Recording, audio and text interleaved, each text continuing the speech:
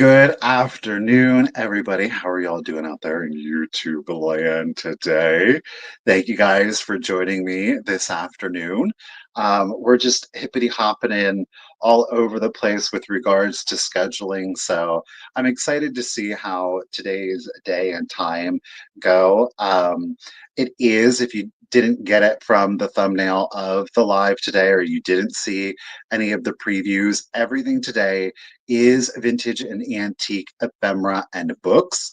So I'm very excited about it. It's something that I have a personal passion for. I have such a passion for it that I may have a lot.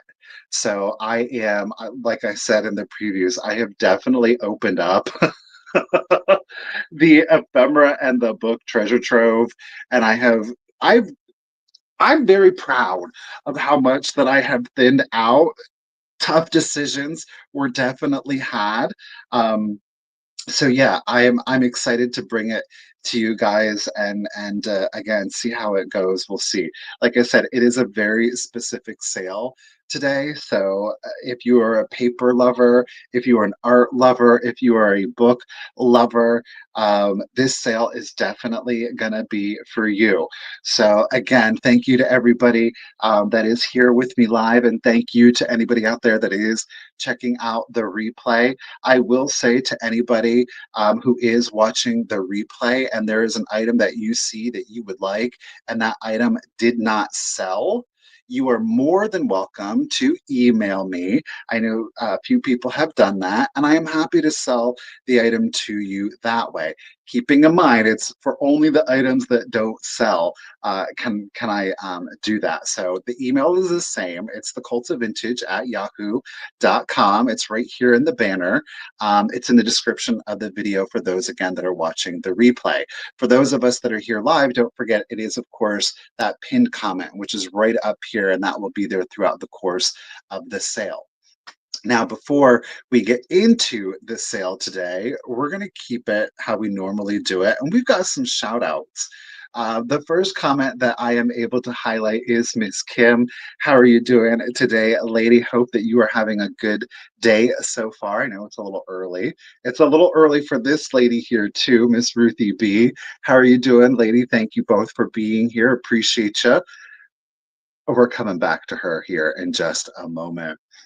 We've got Shannon is with us in the chat. How are you doing today, Shannon? Thank you so much for being here. Appreciate it. As always, Stephanie, it is a pleasure to see you, lady. Hope that you are having a good day so far. It's a beautiful day here in Ohio. It's sunny. It's getting up to 40. It's a heat wave going down. Ciao, Jean. How are you doing today? Thank you for being here, and good afternoon, Joe. Thank you for being here also. Good morning to you, Miss Glowy, or afternoon. Is it no, good morning. Yeah, to you, Glowy. How are you doing today? Hey, Yolanda. Good morning to you. Thank you for being here. Hey, hey, hey, Michelle. Thank you for joining us today. Appreciate you, lady. We got Dusta Moose up in the chat. Thank you for being here today, Michelle. Appreciate you. Susan, how are you doing today, Miss Arvuvu? I love saying the Arvuvu. We've got Sylvia. Sylvia Lee is joining us in the chat. How are you doing today, Sylvia? My apologies to anybody that I didn't catch in the comments. Thank you again for being here. If you, of course, are new, say hello. Let us know it's your first time here. There are some great people there in the chat, and they're definitely going to make you feel right at home. I'm glad to hear that, Susan. Thank you. All right. So, like I said, today we've got a lot of ephemera and books. It's only ephemera and books. Now, that said, we do have some quick claim items. We do have items that are going to be done offer up. I'm going to handle those the same that I have always handled them. Just a quick reminder, if it is your first time that you've purchased from me, or if it has been over 3 months-ish since you have made a purchase, I need you to send me your contact information. Again, it's right here in the banner. It's right there, the pinned comment at the top of the chat, and it is in the description, of course, in the video. The information that you're going to want to include is the same as it always is It's your real name if it's different than your YouTube username. Your full shipping address, most importantly, is your zip code. That way I can get you the calculated discounted shipping. And last but definitely not least is going to be the email address that you use for PayPal. If you don't have PayPal, as always, you are more than welcome to make a purchase. Just send the same email with the same contact information. Just indicate that you would like a guest link. I will reply to your email with a link. You just click on the link. It's going to let you check out on PayPal as a guest. So you don't have to sign up for an account. You do enter your shipping information, and you can use any method of payment that PayPal accepts. You will still get an updated tracking number, and you will also get your buyer protection. Just to touch on your tracking information really quickly, please keep in mind that once I create a label, PayPal will send you to whatever email address is associated with your PayPal account. They will actually send you an email and it'll say your item has been shipped. In that email, it is going to have a tracking number, and you can click on that tracking number and it will take you to the USPS website and it will allow you to track it. Now, if for some reason you don't see that email, maybe it ended up in spam, maybe there was a little glitch on PayPal's end, you can always log in at any time to your PayPal account and check on your purchases. And when you do that, it again will provide you that same tracking number, which will allow you to click on it. And it again will redirect you to the USPS website. Okay. It still seems that USPS still hasn't gotten the ship fully back on course from the holidays. So there are some individuals that have experienced delays in their shipping. The only thing I can do is apologize. Unfortunately, there is nothing that I can do to correct that. Just know that I do get your items out as quickly as possible. I am going to be doing all invoicing directly after the sale today. As always, I do ask for payments to be made within 3 business days of the item, or pardon me, 3 days. From the invoice having being sent. Okay. I will do my best for everybody that does make a payment this evening to get your package out first thing in the morning, right? Otherwise, packages will be sent out Monday morning. Alrighty. Um, Quick claims, we're going to do those as normal. As I said, with the offer ups, what I'm going to do is I'm going to keep it the same as I have been doing. I will show you the item, describe the item, and then I'm going to enter in the start price into the chat. Once I enter in the start price in the chat, I am going to do, hey, Bobby, hey, Beth, I am going to go ahead and do a 20-second countdown. You are free to use a just in case if you would like to use a just in case. As always, you're not obligated, you're not committed to using a just in case. Just know that I will be honoring them. The two things that I would ask if you would like to use a just in case is that you've been an active bidder, and obviously you're going to hold on to that during the countdown. Okay. Now, we do have back with us our official bid ender. That is right. It's the one, it's the only, it is Miss Ruthie B back with us this afternoon as our bid ender. Y'all know I'm going to do it. I want to give a huge shout out to Ruthie. Let's share our love and appreciation. Let's throw in those hearts. Let's throw in those applause, praise hands, high fives, high tens, whichever, whatever, and share a little love and appreciation for Miss Ruthie B, who has continuously taken time out of her day to help me out here with the sale, and it is a tremendous help. Ruthie, again, has got fast internet and fast fingers. Sister Friend does not play, so get the bids in, get the just in cases in, because Sister Friend is on it. Since we've got the emojis out sharing our love and appreciation, hey, Marianne, hey, Melanie, let's share a little bit of that love too with our other moderators. We've got Miss Kim, Miss Desert Gal Curious is with us in the chat. And I would like to give a mention to Miss Karen Gillette. Again, she might not be here, but that's okay. We can still show her the love and appreciation. Maybe she'll feel it in some way. Again, ladies, individually, you're rocket, and collectively, You kill it. So thank you all, ladies, so much. I really do appreciate it. There's all of the love. We love the love. Get it, get it, get it. I think I did that anyways, but we're just gonna do it again anyhow. So there she is. There's Miss Kim. All right, let's get into it, shall we? I want to start the sale off with one of, and you're going to see a number of these throughout the course of the sale, but paper dolls. I love the paper dolls of it all.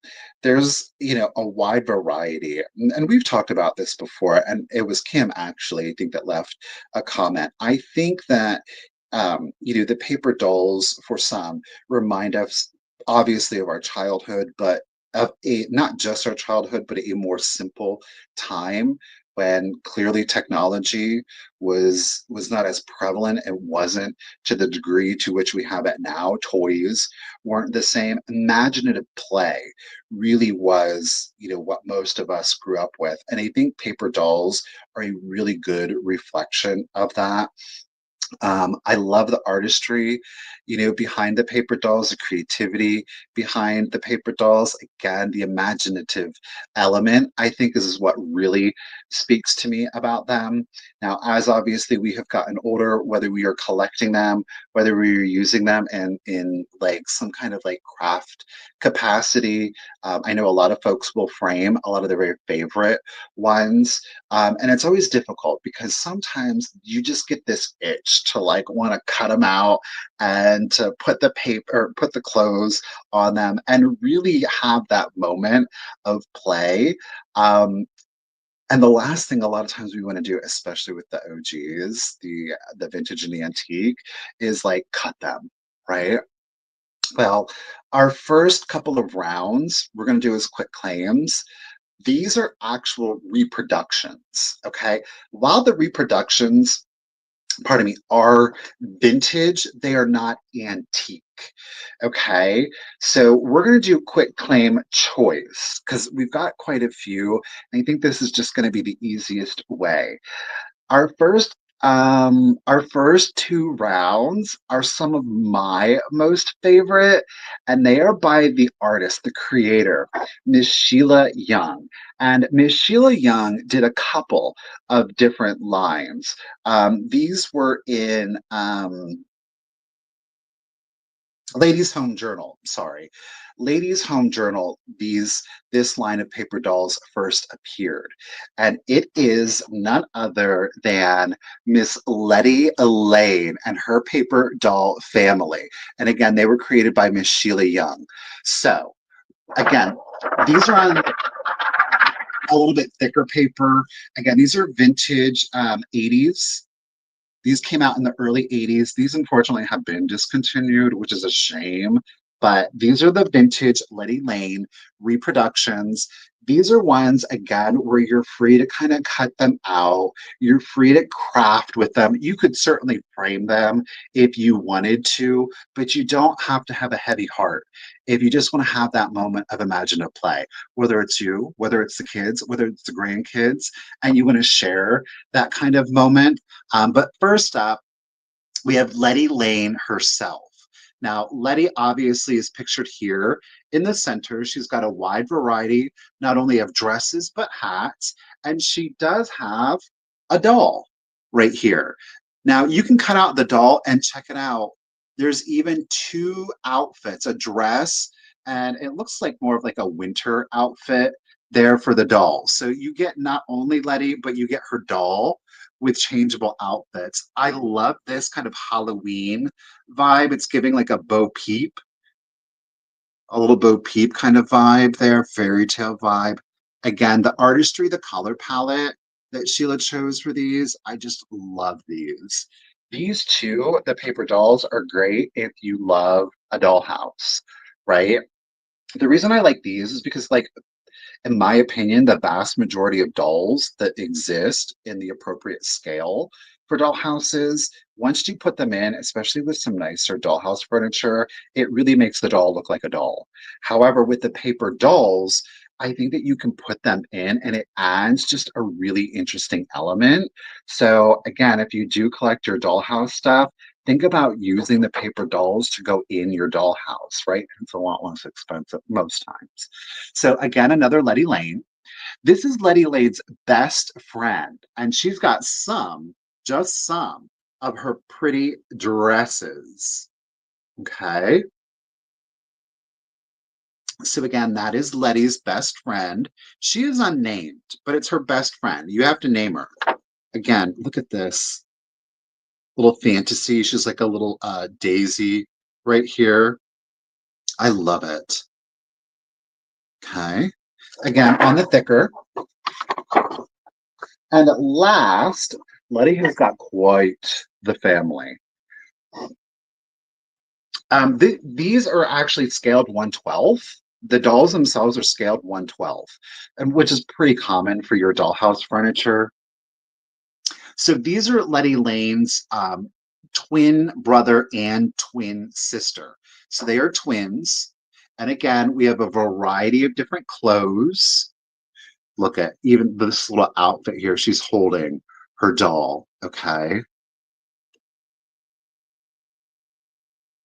So those are the first three. Again, these are from the 80s. These are reproduction Letty Lane, best friend, Letty herself, and then we do have Letty's twin brother and sister.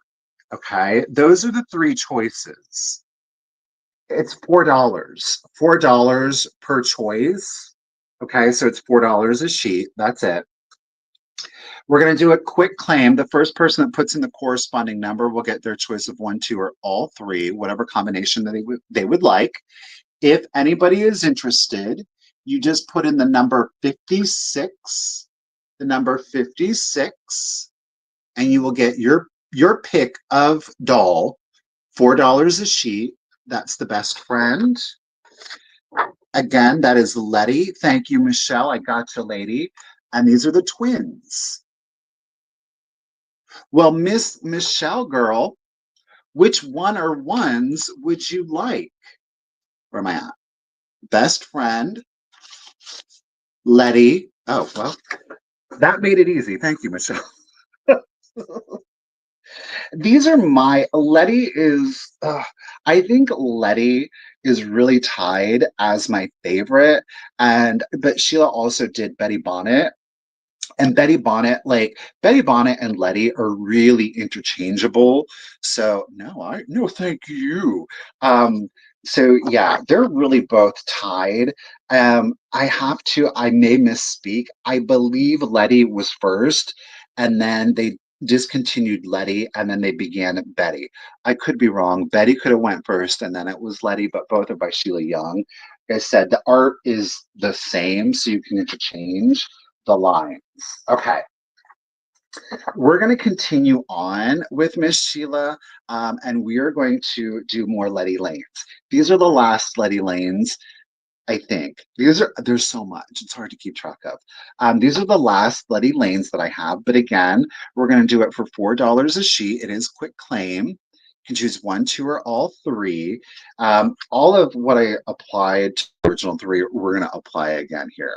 So the first one that we have got here is, okay, this is Letty Lane's sister's wedding. Okay, this is Letty Lane's older sister is getting married, and this is the maid of honor. This is the maid of honor. Isn't she beautiful? I love her in just her little slip dress right here. Though I will say this looks like a actual wedding dress and not a maid of honor dress, but I don't know. Apparently Letty Lane's family had some money. I'm just saying, like when you get into this series, Letty Lane's family had some money. I mean, look at those clothes for her. I love this one because she has one and two tops here where you can kind of take the top and put it over the dresses to create even more looks. So you're not reliant just on the individual outfits, but you can create even more looks with the two tops, which I really enjoy. Look at this one. I love this. Hey, Suzette. Hello, everybody that is just joining us. I love the coat. Look at that. With the, is it? It looks to be like some kind of fur. Looks to be some kind of fur. So we have maid of honor to Letty's older sister. Now, we also have then, this is Letty Lane's older sister's wedding. We have the minister and we have the best man. Look, Sheila went and she did her thing. I mean, she was so expansive in this line, which is just what I love about it. But we have two gentlemen, paper dolls. Again, we have the minister and the best man. So obviously here is our minister. We have our best man here. Look at his tux. Oh, look at this jacket though. Like the beaver jacket. The groom is in here, the bride is in here. I don't have them today, but they do exist. Of course, we have our minister's robe. It looks like he was in some type of military service. We've got a sports jacket. We've got our gray, what appears to be a wool with his walking cane. Look at the bag, even that the top hat. We've got our bowler, our little derby hat here too. So we're just going to call it minister, but obviously both. Hey, Karen, how are you doing? And then the last one that we have got is we've got Letty's brother. Doesn't distinguish if he's older or younger. Okay. But this is Letty's brother. Look at his little George Washington outfit. Look, look, look, look, look, look. He's got the wig. He's got the nightcap. I just look at his little bathrobe. We've got a little case. We've got even a badminton and a baseball. He's got his toy sailboat. I just, the attention to detail to these is just so fabulous. His little sailor uniform here. I don't know what is up with this hat. It's a look. It's a look. So we've got Letty's brother and his playthings, beg pardon.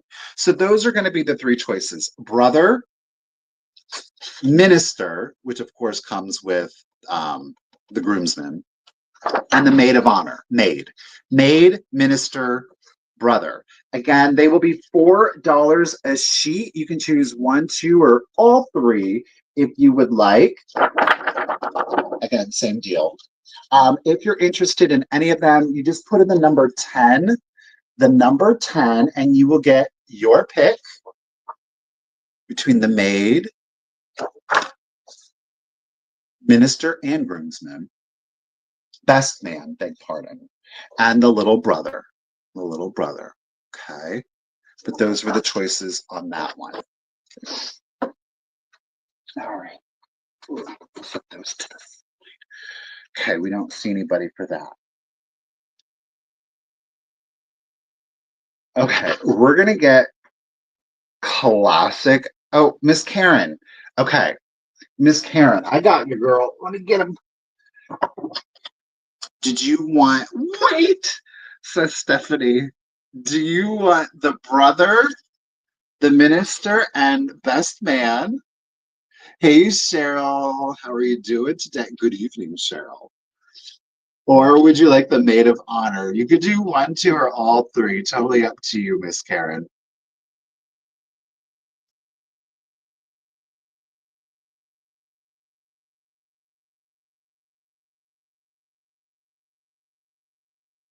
Karen, how tall are you?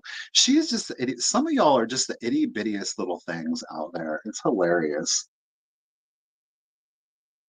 Maid of honor, you've got it.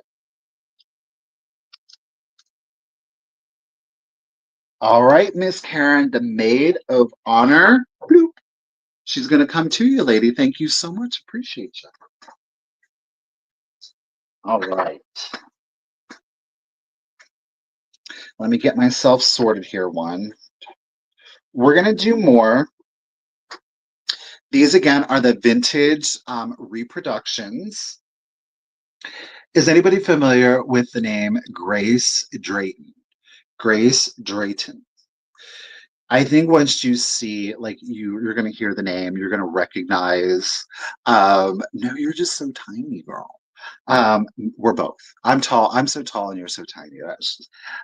You're going to recognize the artistry behind it. Maybe you don't recognize. the name, but Grace Drayton is often accredited with being one of the earliest female illustrators. Okay, so she was super impactful. Well, thank you, Karen. It's we're Target, we're thrifted, and we're Walmart today. It's not where you get, but how you wear it, right?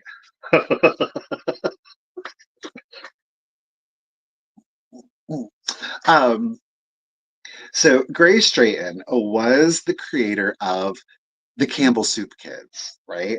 Not only was she the creator of the Campbell Soup Kids, she was also the creator of none other than Miss Dolly Dingle. We're going to do 2 rounds, I think. We're going to do 3 rounds of Dolly Dingles. Okay. We're going to do single sheets and then I've got double sheets for you. Okay. Again, vintage reproductions. So you can cut these up, you can craft with these, you can have fun with these ones. All right. First one is Dolly Dingle's A Patriotic Party. There she is, the woman herself. It is Miss Dolly Dingle. Now, she does have down here Billy Bumps. All right. Was it her boyfriend? Was it just a friend? I don't know. Inquiring minds, right? Hey, Karen, how are you? So, these are more kitschy. They're fun. They're cutesy. The Sheila Youngs, they were more realistic. So it just depends on your vibe, right? They are a little bit more youthful in their appearance, but here is Dolly and Billy ready for their patriotic celebration. We've got Dolly here as an early Lady Liberty or a Victory lady, a little Uncle Sam doll. We've got Billy down here in his early American kind of George Washington. Look, he's going to cut down the cherry tree. See it? And then you even have this little stand of wartime heroes, right? We've got our sailor, our nurse, and our army man right there. So you get technically 1, 2, 4 dolls, 2 outfits, and 2 hats. So that is patriotic Dolly. We're going to take it to the holidays. Now, I do want to just indicate Dolly Dingle came out in about 1912. These were in Pictorial Review is where you would find these. This one does have some racial insensitivity to it. The doll is often referred to as the Jabberwocky. However, we know that it is it's oh,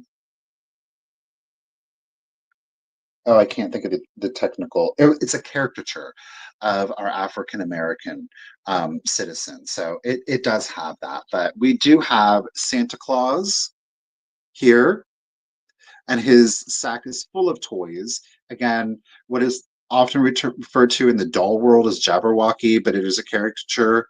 We have our stocking full of toys.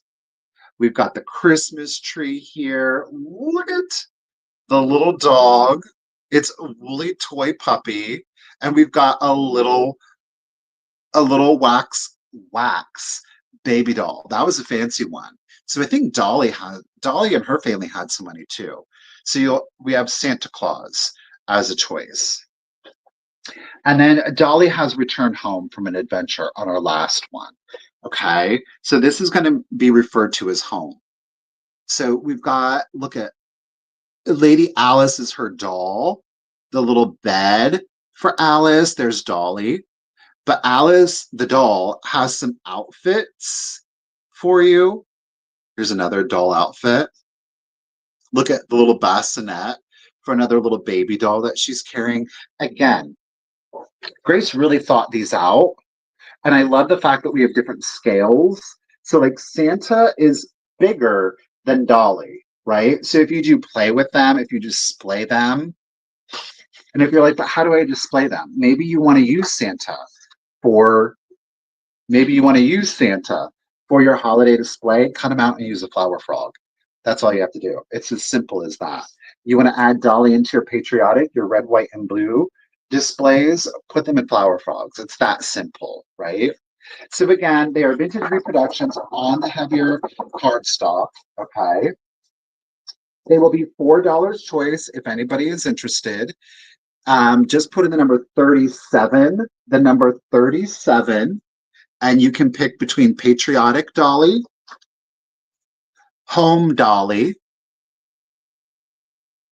or Santa. Smalls. Oh, no, sorry, Smalls. You're second. Bobby. My apologies, Bobby girl. Which one or ones would you like? Smalls, I got you as backup. Appreciate you, sister. Bobby got that first one in. I got to pay attention to the computer. I'm not used to it because Misty usually does that. Bobby wants Santa. All right, you got it. Now, Smalls, you're not obligated, you're not committed, but we do have home. Yeah, Smalls. We do have home, and I do have patriotic left. If you're interested, you just let me know.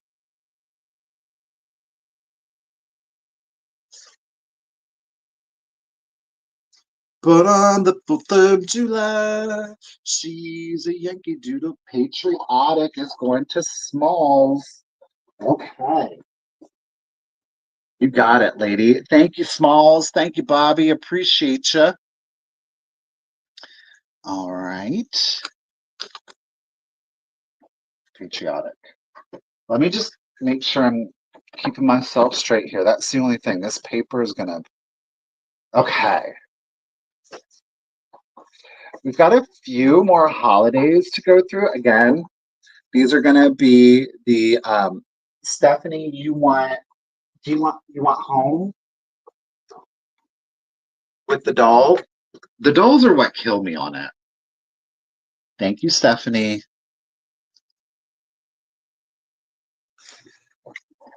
She's a cute one too, little lady Alice. Oh, she's a lady. She's a lady. Whoa, whoa, whoa. She's a lady. There's all kinds of stuff going on this one. This is called Dolly Dingle's Welcome Home Party. All right. We've got two of the standard size dolls, Billy Bumps, and there's Dolly. But then we've got little ones going on here. We've got the Salvation Army doll. Look at the outfit. We've got the Knights of Columbus doll outfit. Where am I at here? Let me make sure I don't miss anything. We've got the YMCA doll, because why not? And then she's got her little outfit here. So we've got the two large ones and then the three charitable organization dolls. Why not? Why not? Right? So we've got our welcome home party. Love it. Next one up is really a twofer. You're going to get four dolls. We're going to start off with the Thanksgiving. Obviously, we've got our pilgrims here with a variety of our early settler harvest foods here. Okay. But then you are also going to get Washington's birthday, because why not? We got George and Martha down here, and you've got your little patriotic flags to kind of set up. So you're going to get the four dolls, Thanksgiving and George Washington's birthday both represented. So holiday, I think. Yes. So this is welcome. This is holiday. And then our last one is a friend or a playmate to Miss Dolly Dingle. It is Dolly Dingle's little playmate, Marietta. So this is a single doll with all of her different outfits. But note the very tiny, it's Babette, the China doll. Look, she's got a little cape, a dress, and a hat. So then we have Marietta. Okay, those are the three choices. They will be $4 per pick. You can choose Marietta. I love the China doll. Like I said, the dolls just do it for me. We've got the welcome home, welcome. Marietta, welcome. And then holiday. Again, $4 choice, whichever one or ones you would prefer. Number 34. Just put in the number 34 if anybody's interested. You can choose holidays What one is this? Welcome. Stephanie, I got you first. Lori, I see you second, or Marietta. Okay, we'll run down. Stephanie, girl, you got first pick. Appreciate you, lady. Whoa, whoa, whoa, she's a lady. Playmate, you got it.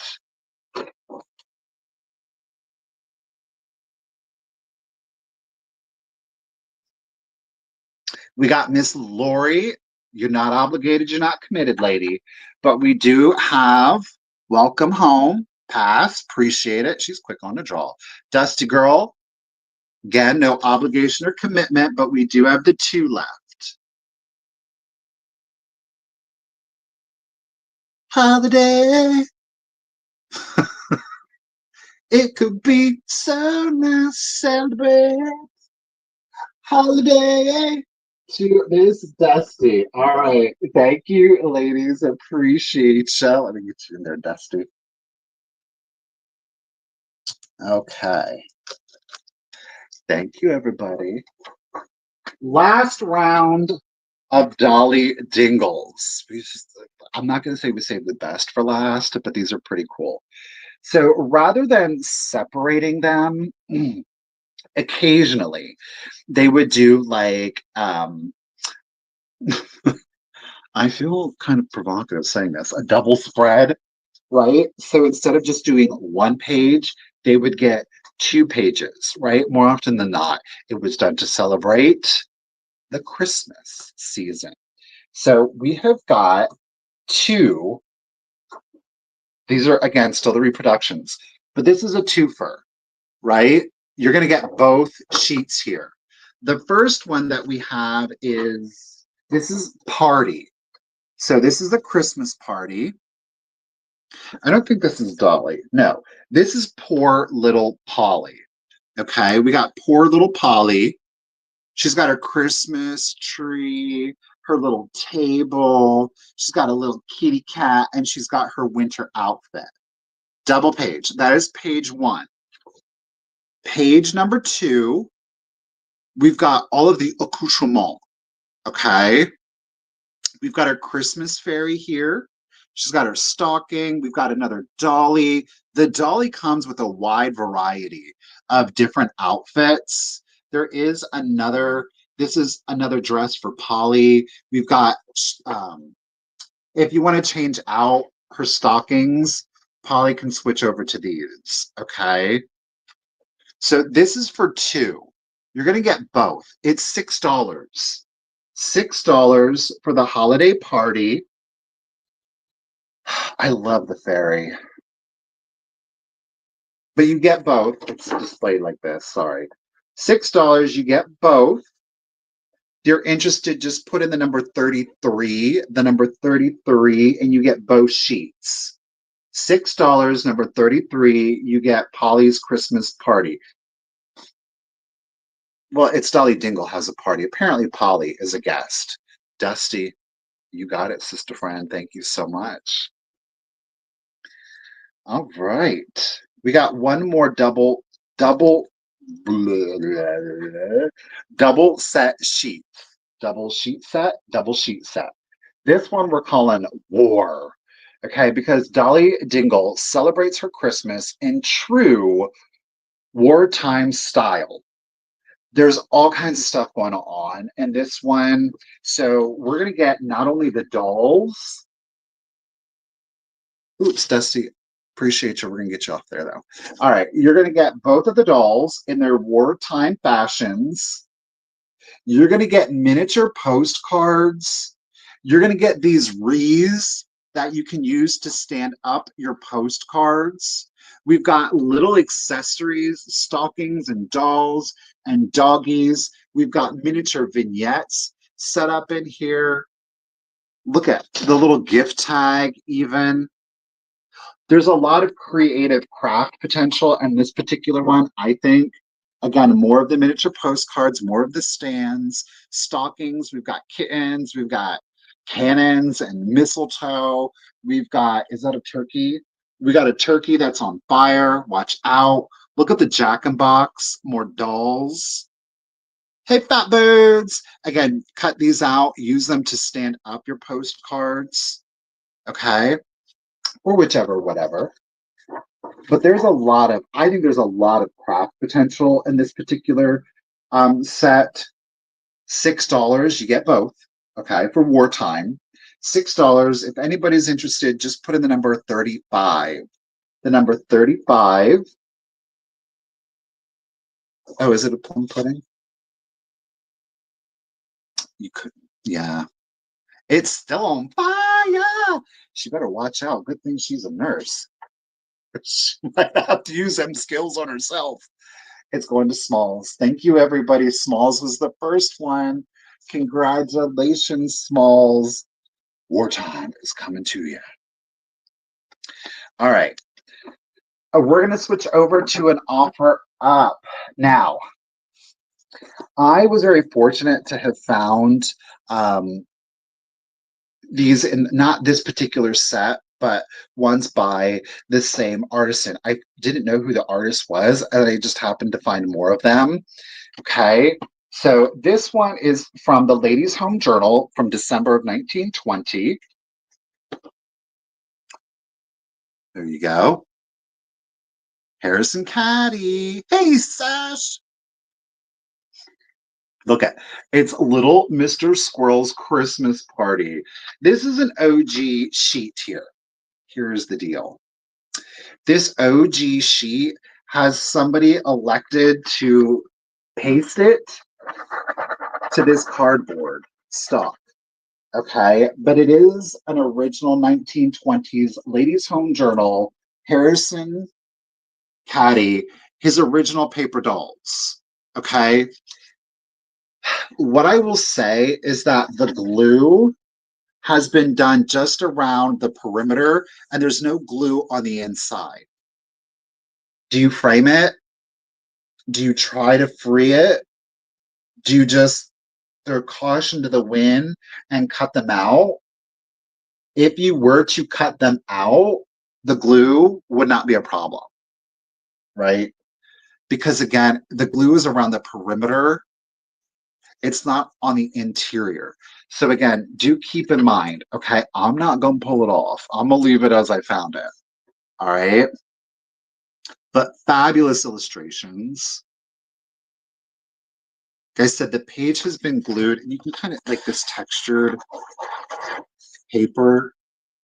I wish I could like, I don't think I'm going to be able to do it, but there's clear separation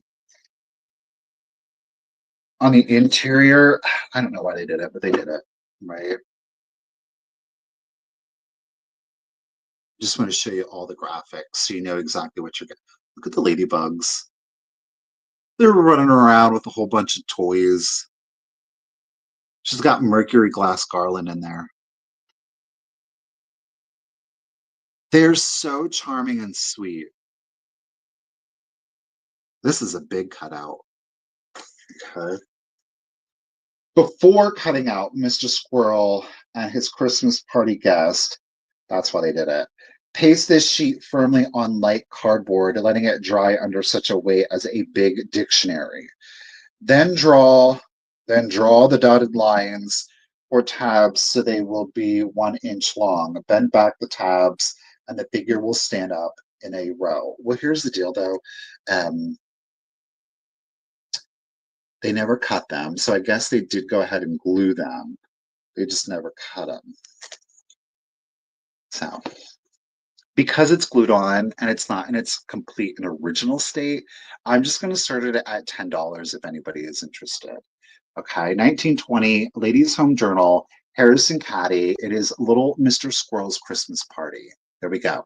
Let's do the countdown. So 20, 19, 18, 17, 16, 15, 14, 13, 12, 11, 10, 9, 8, 7, 6, 5, 4, 3, 2, 1, and a bid end. Melanie, you're currently holding it at the 12, girl.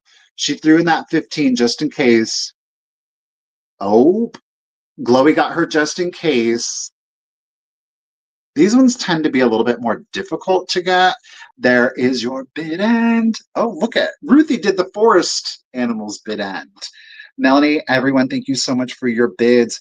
Glowy, if I'm not mistaken, I think you got the other set, the flower fairies, if I'm not mistaken from me. At $16, girl. Congratulations and thank you. They're coming to you. You got more to add to your collection. Um, I will say this, oddly enough, as I have gotten more and more into like not just the paper doll, a lot of paper dolls, a lot of, I should say, paper toys. There's a lot of reproductions that exist out there, which is great, but there's nothing like having the original. And the frustrating thing that I have found is like I'll find really good reproductions and I'm curious about it, but then I'm like, as a collector, I'm like, I want the original. And they never put the name of the magazine and the date in there. But here, if you're hunting for it, you can. That's the other unfortunate thing is that even when you do and then you try to look it up and you find the magazine, then the magazine's like $50. And you're like, I just want that one page. that is that is that's the worst feeling. Okay. We're gonna totally switch gears. All right, we're getting out of the antique and we're gonna go into the vintage of it all. What date was this? It had to be like 88, 89 that this one came out. I didn't 85. Okay. So this is from 1985. Okay. It's a golden book. It's in great vintage condition. It is complete. Nothing has been punched out. Um, I don't know. This is a wild one. Okay. It's Sesame Street, but it's Follow That Bird, the movie. It's Big Bird and the Dodos. If you have not watched this movie, you're doing yourself an injustice. Like this movie, even as an adult, you can watch it and be entertained. It's sad. Big Bird sings one of the saddest songs you've ever heard.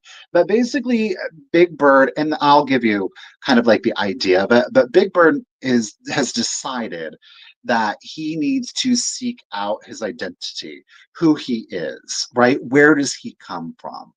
And in that adventure, hey Mike, hey Gavin, um, the dodos come into play, shall we say. So it is the Sesame Street. It is 1985. Where am I at? Where am I at? Right here. 1985. Again, Golden Book. Big Bird, Follow That Bird. On the back, we have got Big Bird. We've got Donnie Dodo. Donnie Dodo. They have a pool. That's why you're seeing this little floaty. And Teddy, Big Bird's Teddy. Okay. On the interior, we have Mommy, Daddy, and Marie dodos. So you're getting 4 dodos. Okay. And you're getting Big Bird. But of course, you're going to get their clothes. Any more Sasha dolls? No, I don't currently have any other Sasha dolls. Sorry. More clothes. Again, for the dodos, for Big Bird. Here we are. On the last page are some accessories. Big Bird's nest, a grill, basket. You see this bird in the movie. Look at the Newsbeak. Woman of the Year. There's his letter. Dear Big Bird, I am ready to come and visit your best friend, Mr. Snuffleupagus. Big Bird, care of the Dodo family. Ocean View, Illinois. Radar. I thought maybe, but then I was like, who's this? I thought I was conflating something else. So again, 1985 is a golden book. It's Sesame Street, Follow That Bird, Paper Doll. Maybe you have kids or grandkids that are currently watching Sesame Street, so it's the perfect excuse to watch the movie and then have some fun after. A MASH. Oh, okay. All right. Sesame Street doesn't have a home anymore. It's true. I'm going to start it at $8 if anybody is interested. I know it's a little specific, but I think it's super cute. Okay, so let's do it. 20, 19, 18, 17, 16, 15, 14, 13, 12, 11, 10, oops, 9, 8, 7, 6, 5, 4, 3, 2, 1. Oh, sorry, Sash. And a bid end.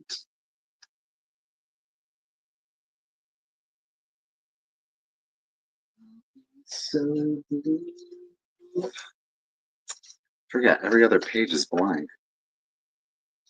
Thank you. We got Big Bird Radar bid end. Isn't that a fabulous page? Check out the artwork.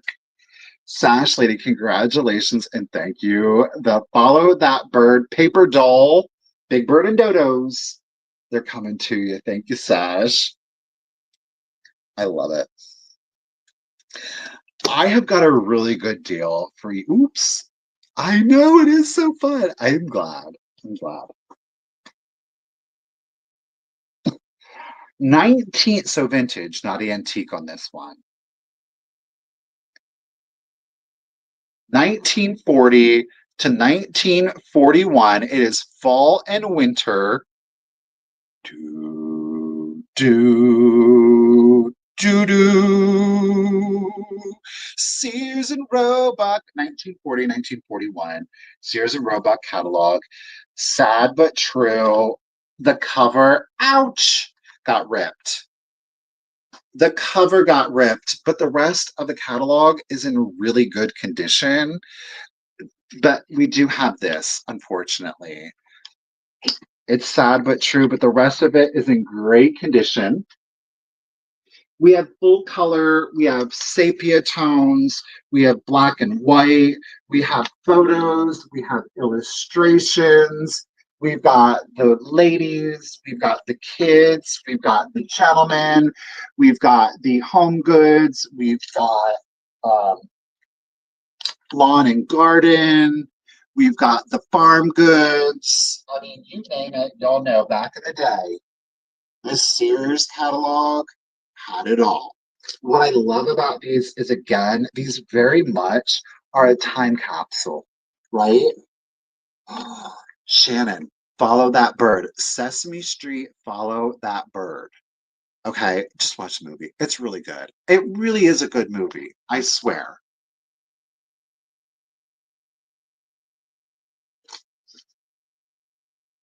I'm reading the chat now. Okay, so we got the girdles, the undergarments of it all. But like I was saying, they're just such a time capsule. I love going through these, seeing the fashions, the toys, the tools, the textile. Remember, you could order fabric out of these to make your own. Oh, well, yeah, these are kids. Never mind. Um, you could order the fabric to make your own clothes. I don't really anybody does that anymore. I will tell you this. Think about it what you may, but the gentlemen's section has way more color pages than the ladies section. And you would really think that the women would need more color pages than the gentlemen just by virtue of the different colors of their dresses. I mean, the men's suits, navy, black, brown, gray. But yeah, the men ended up with a lot more full color pages, interestingly enough. Now, the full color pages, most of them are illustrations versus the sepia tone photos. So maybe that was why, and they figured having an actual woman in the dress was more important than relaying the color. So that very well could be it. And that is also true. It was a man's world. Look at those boxer briefs all the way up to the belly button. Okay. We've got jewelry. I mean, you name it, it's in here. Look at the record players, the furniture, the accordions. Where are we at? Jack Frost. Pajamas. Clearly, it needed its own section. Oh, we've got our dinnerware.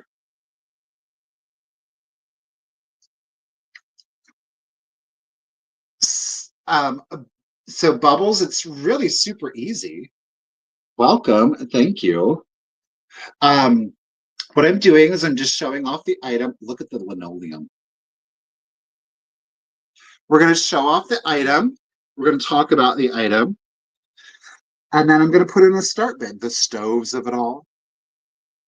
Once you see that start bid go in, you're welcome to bid on an item.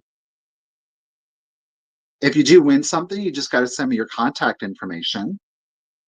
Contact information goes right here, down here, that thecultofvintage at yahoo.com.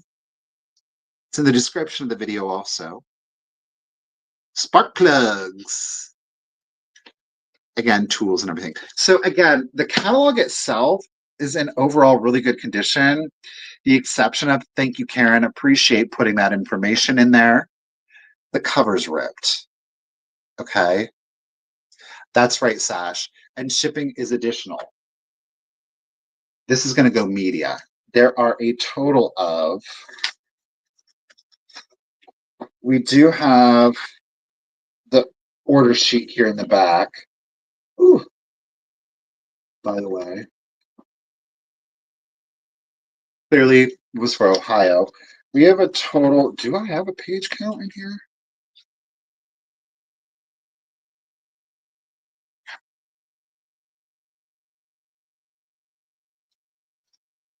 Mm, 1,264 pages. There are additional order sheets in here, so that does not include it. But 1,264 actual catalog pages. And what I thought was really interesting, here it is the actual color chart. So if something wasn't like a sepia or a black and white, you could refer to the color chart here. Oh boy, let me not rip it. To see what the colors actually were. Okay. Now, because the cover's ripped,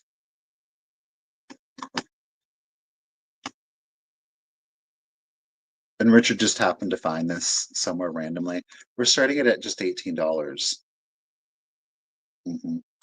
Let's do the countdown. So 20, 19, 18, 17, 16, 15, 14, 13, 12, 11, 10, 9, 8, 7, 6, 5, 4, 3, 2, 1, and a bid end.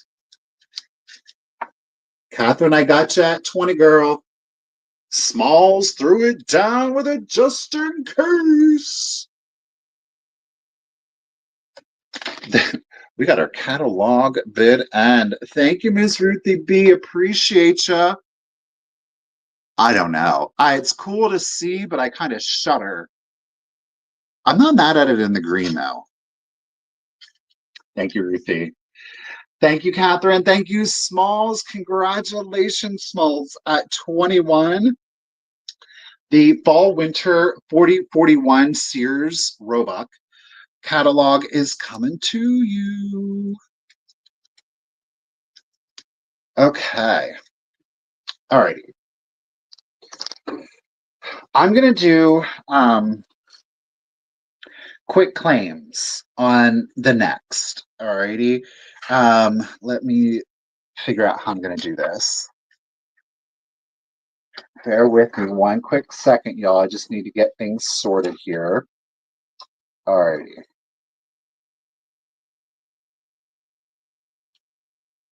So, one of my favorite artisans, illustrators, however you choose to call him, I call him an artist, is JC Leyendecker, Austrian. Okay. He really, if you've ever heard of like the Arrow man, he did a lot of advertising for the Arrow color company back in the day. And he very much defined the idea or concept of the look of a distinguished gentleman during like the mid-teens through the 30s, right? The ideal of a man, how a man would look. Again, a gentleman would look was defined by the Arrow Man. And JC Leyendecker was the one who actually created all of those advertisements. They weren't photos, they were illustrations. Okay. So not only did he do advertisements, but prior to the name that I think most people associate with covers for the Saturday Evening Post was Norman Rockwell. Well, before Norman Rockwell came along, there was JC Leyendecker, and JC Leyendecker did a wide variety of different covers for Saturday Evening Post. The thing that I think is incredibly distinguishing about JC Leyendecker's artwork is his use of highlights. They're very stylized, and I do believe, in my personal opinion, that Leyendecker's artwork was well ahead of its time. It was very graphic, it was bold, there was a lot of color saturation, and his people had a tendency to almost look like mannequins. Um, I love it. Again, art is subjective. We're going to do some covers right now. All of them are JC Leyendecker. They're all covers to the Saturday Evening Post. Okay, we are going to start off with, let's start off with the earliest, and it is 1914. Again, this cover is from the Saturday Evening Post. These are just covers, just covers. So we have got June 13th of 1914. Again, Saturday Evening Post. And it is our little boy fishing. JC Leyendecker has a very distinguished signature. It kind of changed a little bit depending on the year in which he did it, but it's a sweet little scene. Again, the use of highlights, very stylized. The figures, they all have like a very, I think, a doll, maybe more so than mannequin. They all have like a doll kind of feel to them. Okay. So again, this is a 1914, June 13th, 1914, Saturday Evening Post, JC Leyendecker, Little Boy Fishing. Okay. This is a more simple one than a lot of his covers. I currently do have it bagged and boarded. That's why you're seeing, the reflection. Okay, the others I don't have bagged and boarded, but it's going to be a quick claim. This particular one will be $12. $12.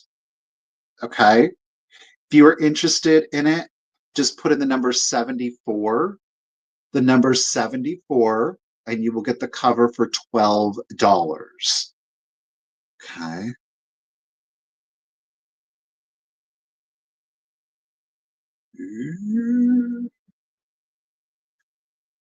Number 74. I'm going to wait a second to account for the lag. I don't think we have anybody on 1914. Oh, nope, we do. Sash. Gotcha, girl. 1914 is going to come live with you. Alrighty. We do have 3 more JC Leyendeckers. Okay. I want to give them to you and okay. 1934. Now, if you were a collector of like the ephemera, especially if you're a collector and I do have a number of these framed, right? I don't know if you remember, but back when I was in Pennsylvania, I had a gallery wall behind me, and all of those were covers to Saturday Evening Post. So it's kind of one of those things. Again, this is subjective. I don't count it against the piece. Some people do. So it's entirely up to you as to whether or not you do. This one is March 31st of 1934. It says The Mutineer of the Mary Blount by Governor Morris.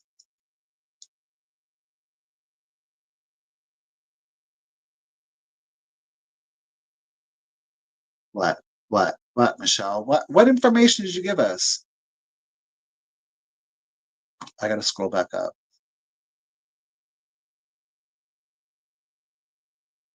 I don't see the information.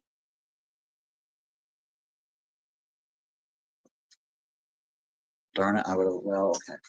So this is March 31st, 1934. This is an Easter cover. Okay. Now, I do have it. There's a tear right here. Okay. Now on here, that's an obvious condition issue. This is where it's subjective. The vast majority of the Saturday Evening Post, they did come in the mail, so a lot of them have their paper mailing labels on them. I have a number of them that have the paper mailing label on them. Again, it's one of those things, right? It depends on the kind of collector that you are. If I get a really hard to get cover, I don't care if there's a paper label on it. I don't. Okay. These next three are going to be a little bit more in line with what I think a lot of people think of when they think of JC Leyendecker. They're bold. Okay. Check that out. Again, it's an Easter cover. Isn't that gorgeous? The colors on it. Look at her. Look at him. The illustration, the figures are really emoting a lot on that, don't you think? I mean, she likes him, but she knows she is putting it on and he is lapping it up. Look at the faces on these. The dress, look at that dress. You know that was like a satin dress with all of that ruffle on it. Isn't it gorgeous? Easter parade, yeah, totally. Meet me in St. Louis. So we do have the paper label. We do have the tattering on there. Okay. No, I do. I do. I do. Um, I actually all of these, I have doubles on all of these. The obsession is real. The obsession is real. I do collect them. Yeah. These are all doubles. These are all doubles. This particular one, again, March 31st of 1934 Easter cover. This one is going to be 15. 15 if anybody is interested. Okay. 15. You just put in the number 49. The number 49. Again, we do have the paper label and I do have the tear. Get it, Glowy. I got you, lady. Appreciate you. Thank you so much. 1930. Make sure I get the right. Okay, yes, Glowy. All right. The next two are probably some of my most favorites. Okay. So this one is April 20th from 1935. Okay. April 20th, 1935. This one you may have seen, actually the next two you might have seen hanging in my gallery wall. Now I do have a tattering right here. Okay, I do have a tattering right here. We do have a paper label. Okay. This one is so good. Ooh. Ooh, look at him, ladies or gentlemen. Again, it is an Easter cover. Look at that outfit. The pose on this is just fabulous.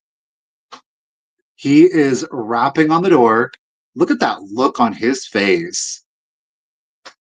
He's got all of the flowers. Yes, Chloe. He's a dandy for sure. He most certainly is. I love the color. This kind of oh my gosh, celadon against the yellow and the purple. You got that pop of pink. The color palette in this one is absolutely stunning. Okay, so again, we do have the tattering, and again, we have the paper label. It also will be $15, April 20th, 1935. Okay, $15. You just put in the number 11. Number 11. I love the cape though, too. Smalls. You got it, lady. Congratulations and thank you. This dandy fellow is coming to you. Okay. Now, as I was saying earlier, and he's not a true arrow. The next gentleman, I know it is glorious one. The next one is not a true arrow gentleman because he's not in the ad. The only true arrow gentlemen were the arrows, the arrow ads themselves. However, the study, the gentleman in this, the figure in this, he very much would be used in an arrow ad. Okay. April 11th, 1936. This is our last cover. April 11th, 1936. Okay, y'all ready for this? Oh, that is the arrow. Look. You see that collar? Look at this. Look at that mirror. We do have a paper label. Okay. Again, it is an Easter cover. I love this. Richard, if you're watching, this is what I'm talking about. Doing something like this in the entry hallway. If we just do, look at if, oh my gosh, if you could find, oh, that's it. Maybe you find like a marble top. We could get a marble top, right? Because this is all we need, right? You don't need anything underneath it. But doing the marble top shelf with the mirror instead of an actual piece of furniture.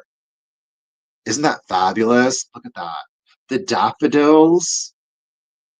Look at the yellow gloves. Is that not stunning or what? Now, this over here is part of the spine of the magazine. Okay, so like for me, I have this one framed also, one of my favorites. For me, what I would do, and it's not going to, doing this is not going to affect the collectability, but I would cut the excess. So I would only have the cover. Okay, I would only have the color left. You can fold it over if you would prefer to frame it. And what I will say is that you can, in fact, get contemporary frames to fit these at Michael's, at Hobby Lobby. I've had no problem doing that at all. Okay. I love them. He'll be $15 again, April 11th, 1936. Okay. $15 if you're interested in this fine fellow. But do you see like the highlights he uses in the chin, the nose? We've got the yellow reflection coming in from the outside. So, the light is hitting the mirror. The mirror is bouncing that light back. That's where you're getting that color distortion. Talented, talented gentleman, right?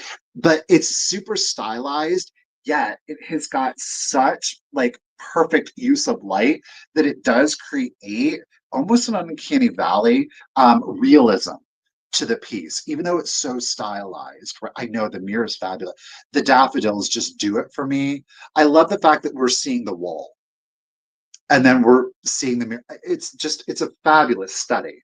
So, we do have a pencil mark up here and a paper label, but otherwise you'll see all of the other edges are in great condition. Whether you fold or cut the spine, totally up to you. $15 again.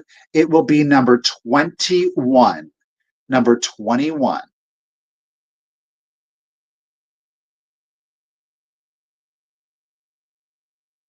Um, there's a lot of the holiday ones are really good. The Easter ones he really didn't do, like they weren't consecutive, but like whenever he did a New Year's, it was always a baby New Year's. Christmas, there was a lot of storytelling that went along with the Christmas covers. That's the back. What is it? No substitute for home methods. Heinz soup. Heinz soup. So again, he was 15, and that was number 21. Sash got it. Appreciate you. Okay. Where are we at? Well, thank you, everybody. Appreciate that. Let's turn the page. What are we doing?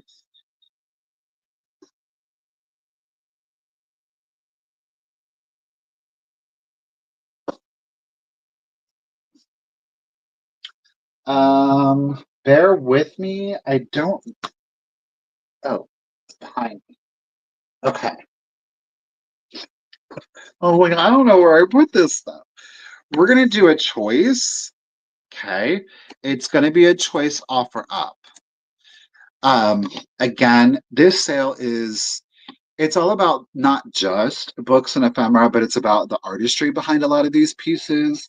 And that for me is what this is, and also the poetry too.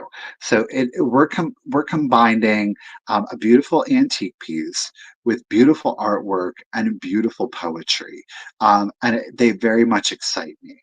Okay, we are going to do a choice on these though. There are four with which to choose from. Each one is equally beautiful. It's just going to be up to you, or maybe you just want them all. Okay.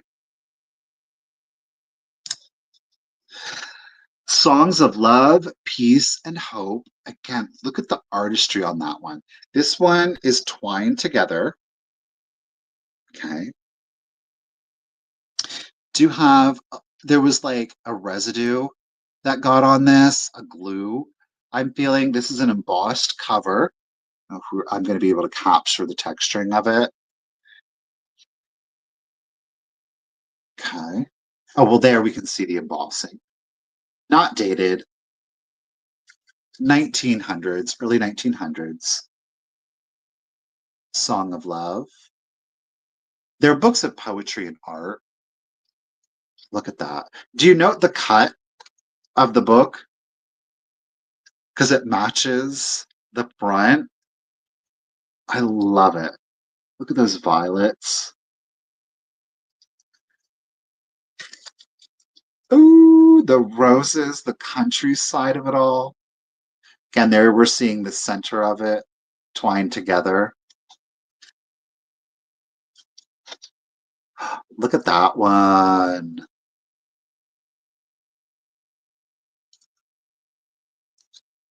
Then we're at the end here. I think I have another.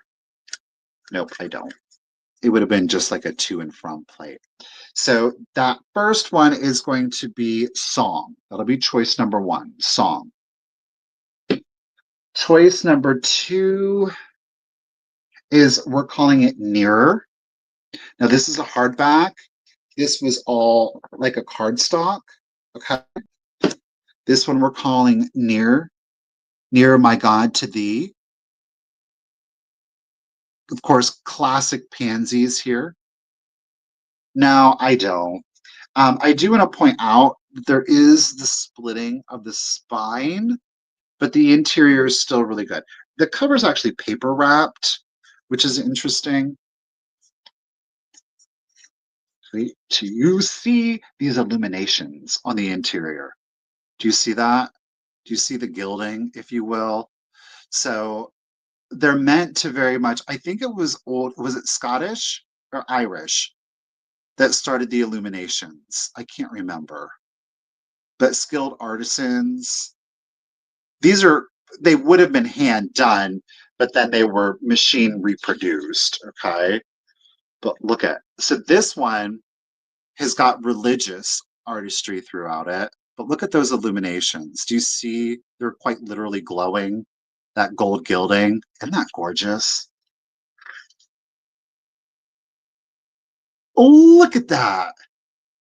Near my God to thee, near my God to thee, near to thee. You see that? Oh, man. God love, God bless. Oh, thank you, Abby. Irish most likely illumination is all through the Book of Kells. Abby, okay. So there are these great, and I can't remember who they are, but there is it's an animated movie, but I think it won like an Oscar. It's called The Secret Book of Kells. Y'all, it is, kids can watch it, but thematically it really is more for adults to watch. So look it up. It's an animated film. It's called The Secret Book of Kells. If you have not seen it, please go out and watch it. It's a wonderful watch. It really truly is. But it is about a monastery. Um, oh, did you really, Bobby? Look at this sale is going to run a little slower today just because I love to look at the artwork. Ah, isn't that great?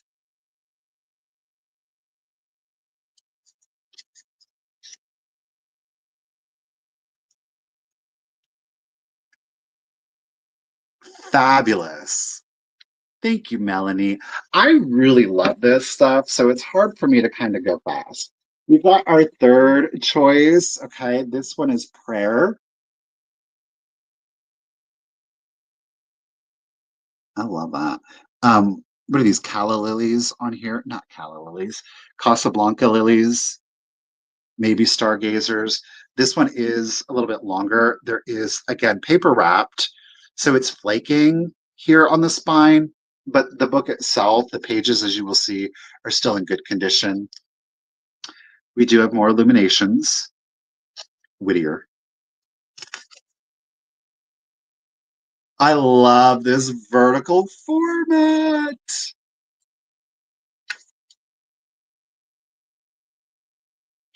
You see again the illuminations up there. They didn't have soap, God love, God bless, but man, they made up for it, right? They didn't need deodorant. They were just surrounded. Uh, the poetry and the artistry of it all. Hmm, interesting.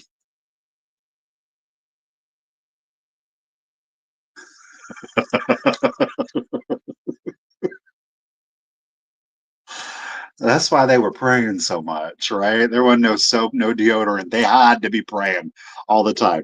This one is my prayer. Our last one to choose from, okay, is another hardbound. This one is, we're just calling it bells, Christmas bells. Okay. There is, Stinky Illustrator. There is nothing like the combination. There isn't an inscription here to Josephine, A Merry Christmas from Miss Fleet, 1910. There is something about the color combination of the green, the red, and the gold for Christmas.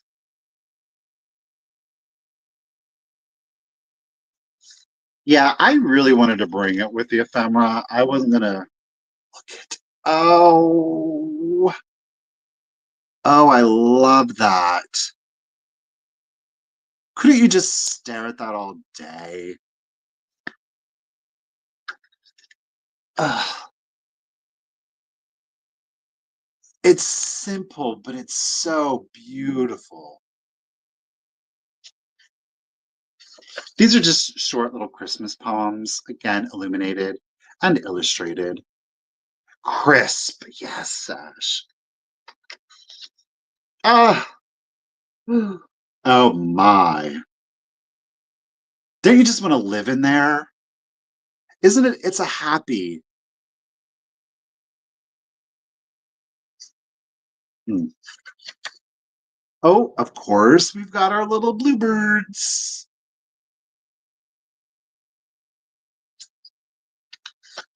And there's our last page. All right, we did it all. You can choose Christmas bells, bells, prayer, nearer, or song. You do one, two, or all three. This one again is all, it's like a paperback, if you will. The other three are hardback. Um, Keeping in mind that nearer and what one is this, prayer, they're paper wrapped spines. So while the spine has flaking of the paper, as you saw, the books themselves are still in good condition on interior. They're not falling apart. Well, I'm going to start the choice off at $12. Yep, we're starting it off at $12. Let's do the countdown. 20, 19, 18, 17, 16, 15, 14, 13, 12, 11, 10, 9, 8, 7, 6, 5, 4, 3, 2, 1, and a bid and Miss Cindy J. How are you? Thank you, everybody, for your bids. Dusty did have the first 12, Stephanie and Cindy, just in case. Oh. Stephanie got some fast fingers to. Oh, Ruthie threw it down. Floral bouquet bid and. Thank you, Ruthie B. Ow. Um, where am I at? I'm just like, hi, Cindy. Oh, okay. Stephanie girl, she got them fingers worked out. She did the before the sale. All right, Stephanie, you get your pick, lady. Do you want song, nearer, song? Well, she knew song and bells. Okay, so got it. Song, Stephanie, and bells to Stephanie. All right. Now, we do have a Dusty, no obligation, no commitment, girl. We do have prayer and we do have near. Okay. So refresher. Oh, Dusty already knew.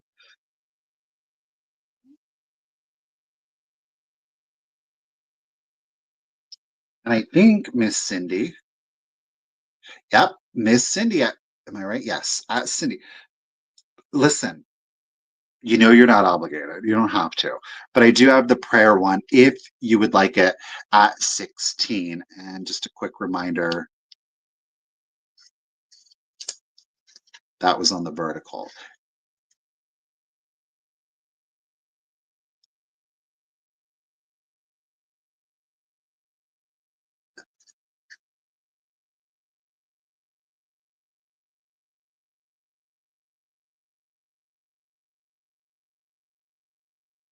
And you don't have to if you don't want. Okay. I appreciate you, lady. Let's just make sure we got everybody. I think we did. Bobby, do you want this one at 12? And you don't have to if you don't want to. So that's totally up to you, lady. You just let me know.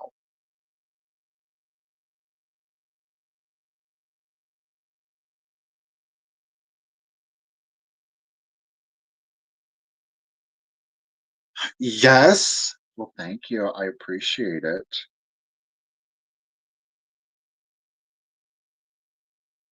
Okay. Thank you, everyone. I get myself sorted out here. Okay, I'm gonna do a lot. This is going to be, oh my gosh, y'all, where did I put my,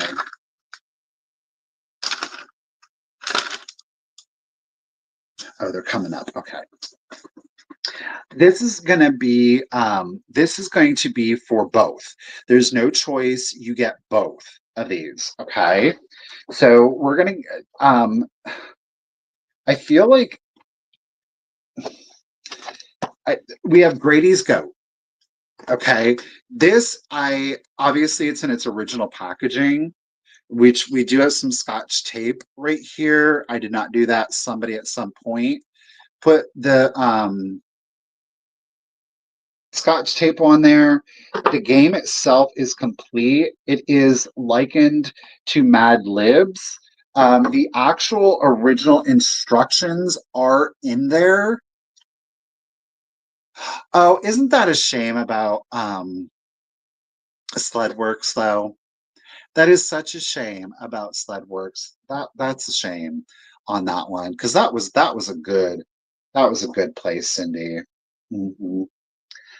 We do have the original instructions in here, keeping in mind, there is clearly tattering, all right, going on, but it is complete. All of the flashcards are complete, but it's basically like a fill in the blank.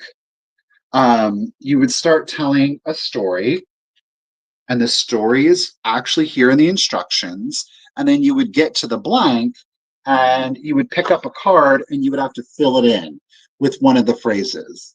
So for example, we have, now Billy had a very bad habit of eating things which were not meant for goats to eat.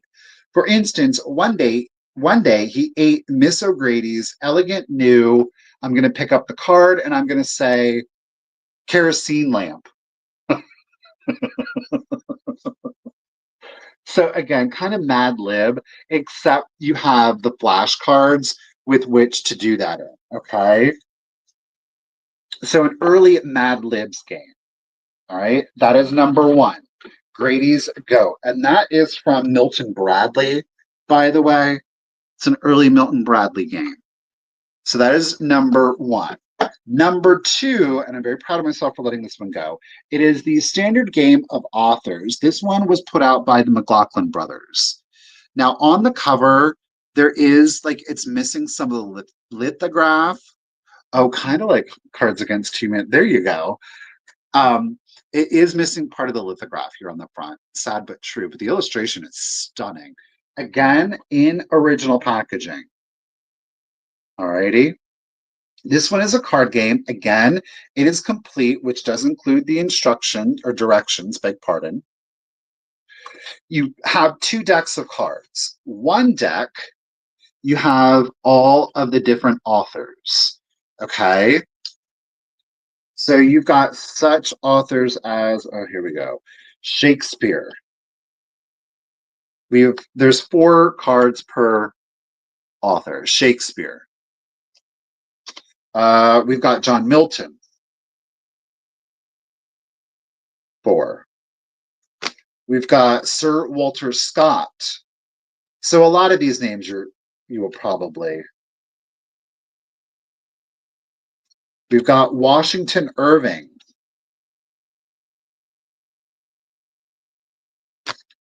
These are plain on the back, by the way. Who do we have? Ralph Waldo Emerson.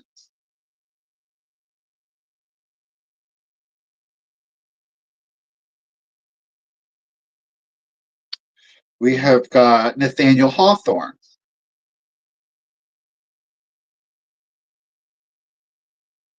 It's kind of cool to see some of these guys. You never really. Henry Longfellow.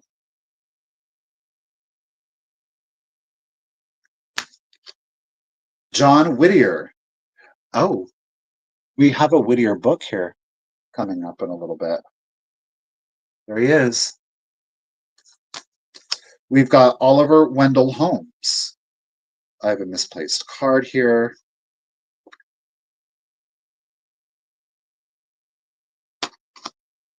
WM, I've never heard of this person. Makepeace Thackeray.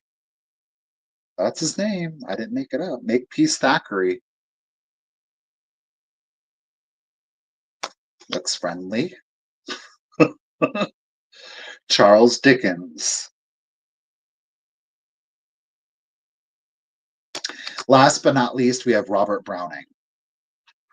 Then what we have is our other deck of cards. Oops. Now these have the backing on them, but they're all works. It's all the same image here. No, it's not. Yes, it is. Sorry. I don't know what's going on. Honestly, it looks like a street, but there's names of books, and you've got to match them all up. Okay. So we've got this one again is McLaughlin Brothers, and then we have the Milton Bradley. So we've got the Game of Standard Authors and the Grady Goat. You're going to get both. Okay, it's coming together. It is the game lot, the antique game lot. This kind of counts as ephemera. I mean, it is, right? Because it's all paper technically. So it's ephemera. That's my story, and I'm sticking to it. Where's the paste? Paste. I will start this set off at 18. Again, a stock market scene could be publisher scene. Oh, there it is. You get both. Let's do the countdown. 20, 19, 18, 17, 16, 15, 14, 13, 12, 11, 10, 9, 8, 7, 6, 5, 4, 3, 2, 1, and a bidunch. Oh, thank you, ladies, for your bids. Oh, Sash ain't messing around. Oh, neither is Baba Earp. Uh-oh. Oh, but Sash, she's still holding it. Oh, a roll of the dice. Roll the dice. Thank you for the bid, and Miss Ruthie B. Thank you, Karen. Thank you, Bobby. Thank you, Sash. Bobby girl, almost. Sash. Congratulations and thank you. This set is coming to you at 31. Congratulations. I'm, I feel like people are enjoying the ephemera. I'm enjoying selling the ephemera. I really truly am. So win-win for everybody. Okay. Okay. Let's do a book. Sweet. Let's do a book. It's a little book. Ooh, we're gonna do two books. We're gonna do two books. Now, let me go ahead and double check just to make sure. I really don't feel that I have or that there is a copyright in this little publication. I want to double check. If I'm to be honest with you, I'm feeling early 1800s. Yeah. Darn it. There is no copyright. Now, let me check the back. I don't. There is no copyright on it. Now, she's old, she's delicate, but I do believe it's early 1800s, and I do believe it's pre-1870s. I could be wrong, so it's just a feeling that I have, but okay, here we go. It is the New England Primer improved, or an easy and pleasant guide to the art of reading, to which is added the Assembly's shorter catechism. Check it out here on the front. This is out of Pittsburgh, is United Presbyterian Board of Publication. Now, as I said, it is paper. It's yay thick, okay? I do want to point out that the cover is torn, okay? It is torn. We open it up, and it is all still together. Okay, this one was stapled. You can kind of see a staple right up in here. Again, we can see the tear right there. Basically you're coming in, and the reason I'm saying it's early 1800s is one, because it's a New England primer, so we had more early American settlers obviously in that particular region, and also because of the subject matter. So when we are they're colonizing, all of the sudden, look at this, we've got the Roman alphabet, the Italic alphabet, we've got figures, no, mixed letters. We've got our vowels, our consonants, our double letters, diphthongs. It's the way in which we would speak proper New England English. Look at syllables, words that are one syllable, birds, beasts, trees, the world.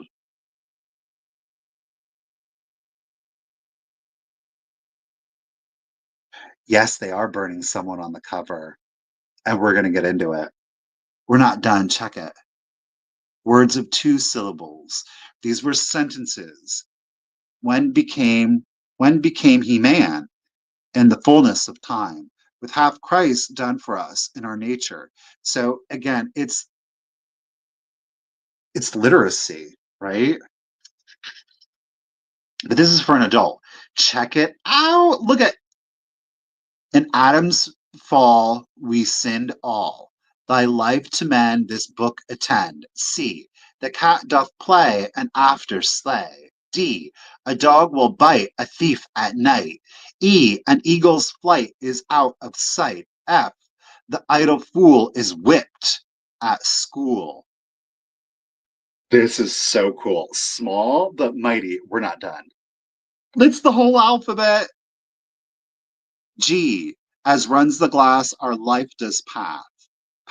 H. My book and heart shall never part. J. Job feels the rod, yet blessed his God. Look at, there's Job. K. Proud Korah's troop was swallowed up. L. The lion bold the lamb doth hold. M. The moon gives light in time of night. Isn't that fabulous? Religious alphabet of it all. Look, it's the whole alphabet. Z, oh, look at, wait. T, time cuts down all, both great and small. U, Uriah's beautifulest wife made David seek his life. W, whales in the sea, God's voice obey. Look at how the whale is depicted, by the way. X, Xerxes the Great shared common fate. Y, youth forward slips, death soonest nips. Look at Z. Zacharias, he did climb the tree, his Lord to see. Is that not wonderful or what? Thank you, Velma. Appreciate it. So we have some more English dialect reading lessons. Let's get into the cover, right? We've got the cover back on here. Yes, someone is being burned at the stake.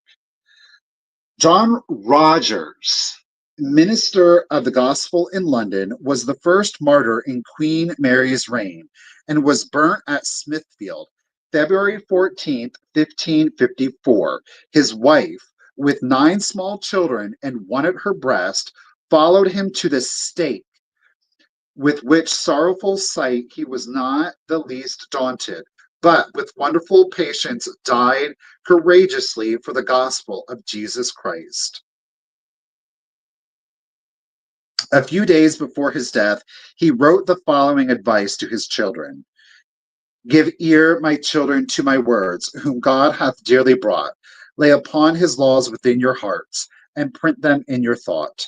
I leave you here a little book for you to look upon, that you may see your Father's face when he is dead and gone, who for the hope of heavenly things, while he did here remain, gave over all his golden years to prison and to pain, where bound with painful iron bands, enclosed in the dark, not many days before his death, he did compose this work. And for example, to your youth, to whom I wish all good, I send you here God's perfect truth and seal it with my blood. Now it does go on. So again, It's pretty stinking cool. Again, John Rogers, minister of the Gospel of London, was the first martyr in Queen Mary's reign and was burnt at Smithfield, February 14th, 1554. And what is depicted is, of course, John Rogers being burned at the stake, his other 9 children, one of which was a babe at breast, and his wife soon followed.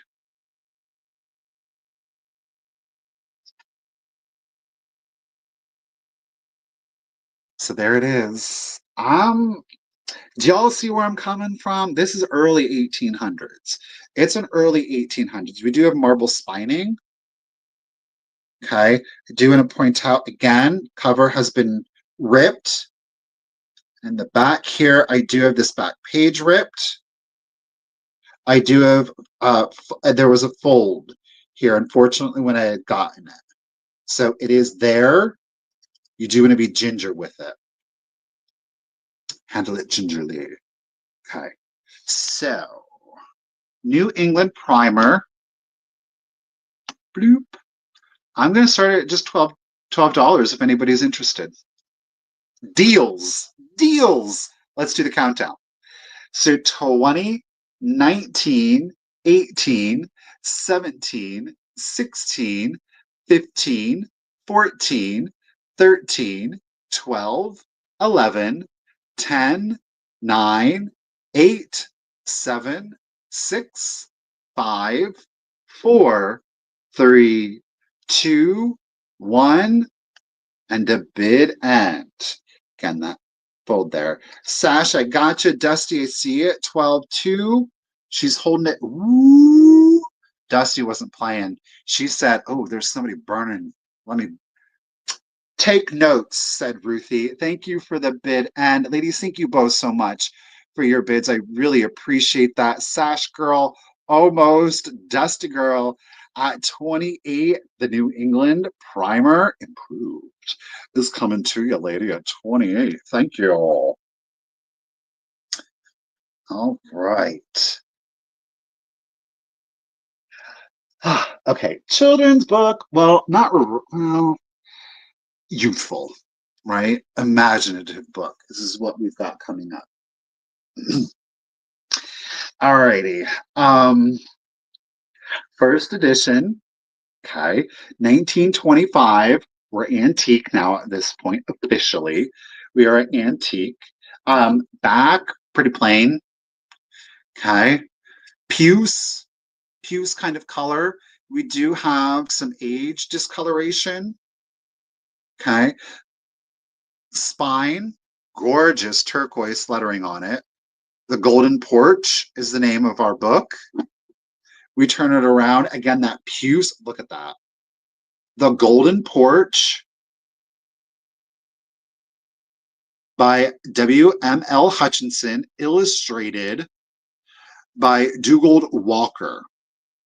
Now, this is a book about Greek mythology, but Mr. Walker's illustration, look at the Pegasus. Let's just open it. Check that out. Look at that. You see the centaur?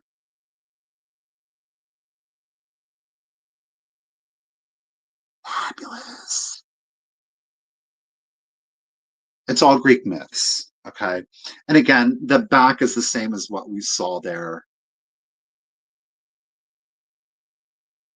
Okay. Again, that centaur. These are black and white illustrations throughout. It is illustrated, but I do not want you to, it's not profusely illustrated, but there are enough illustrations that, and each one is just so fabulous. Again, it's Greek myths, the Golden Porch. And we do have an inscription. It is dated 1925. Okay. Again, this is first edition to sister. Don't even ask. Something about being in Greece. Check out this one.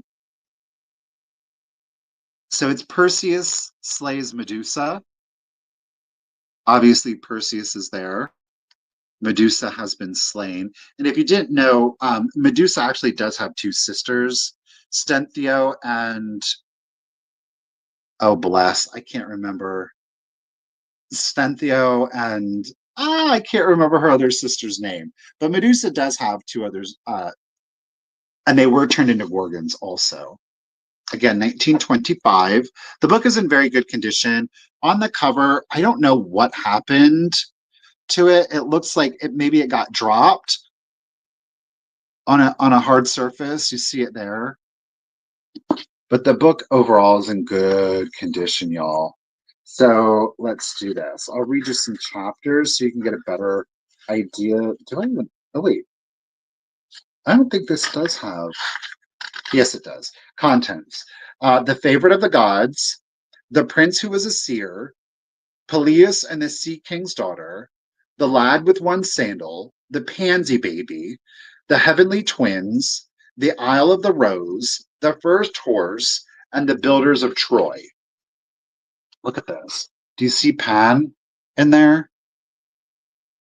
Look at those illustrations. They're fabulous. Again, 1925, first publication, first edition.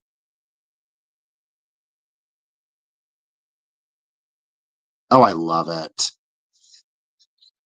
Oh. It is a total of, I should really write this stuff down. It's a total of 302 pages.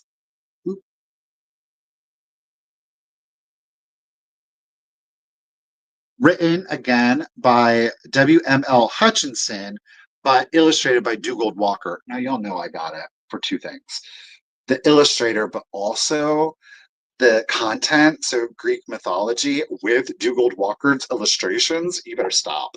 So, again, it is illustrated. I don't want to make it out like it's profusely illustrated, but every illustration that is in here is just stunning and gorgeous. Wait, look at.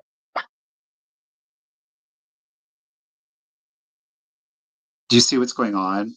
So the waves is a chariot and the waves, and you have the horse here.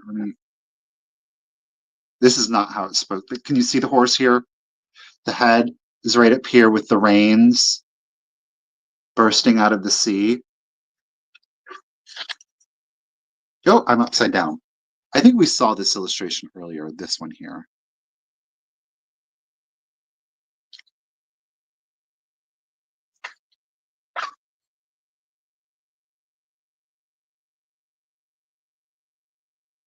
Gorgeous.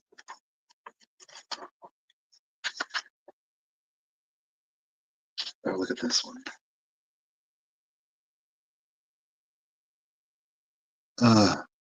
Negative space where? I'm going to fill it up. I'm going to fill it up. Okay, I'll do one more illustration and then we'll do the countdown if anybody is interested.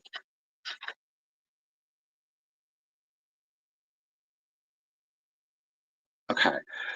Now, first edition, 1925, a golden porch. Now, I do have the two bumps on the front cover, but otherwise, as you were seeing, there's no shaking, there's no looseness to the spine. These are the condition issues right here. Okay. Black and white. And I will start it at 25 if anybody is interested. Not yet, Tracy. We're throwing it in now. There it is. So 20, 19, 18, 17, 16, 15, 14, 13, 12, 11, 10, 9, 8, 7, 6, 5, 4, 3, 2, 1, and a bid end. Here she is. Poor Medusa. If you've never read it, it is a tragic, tragic tale. Thank you, Tracy. Thank you, Ruthie, for the bid and appreciate you.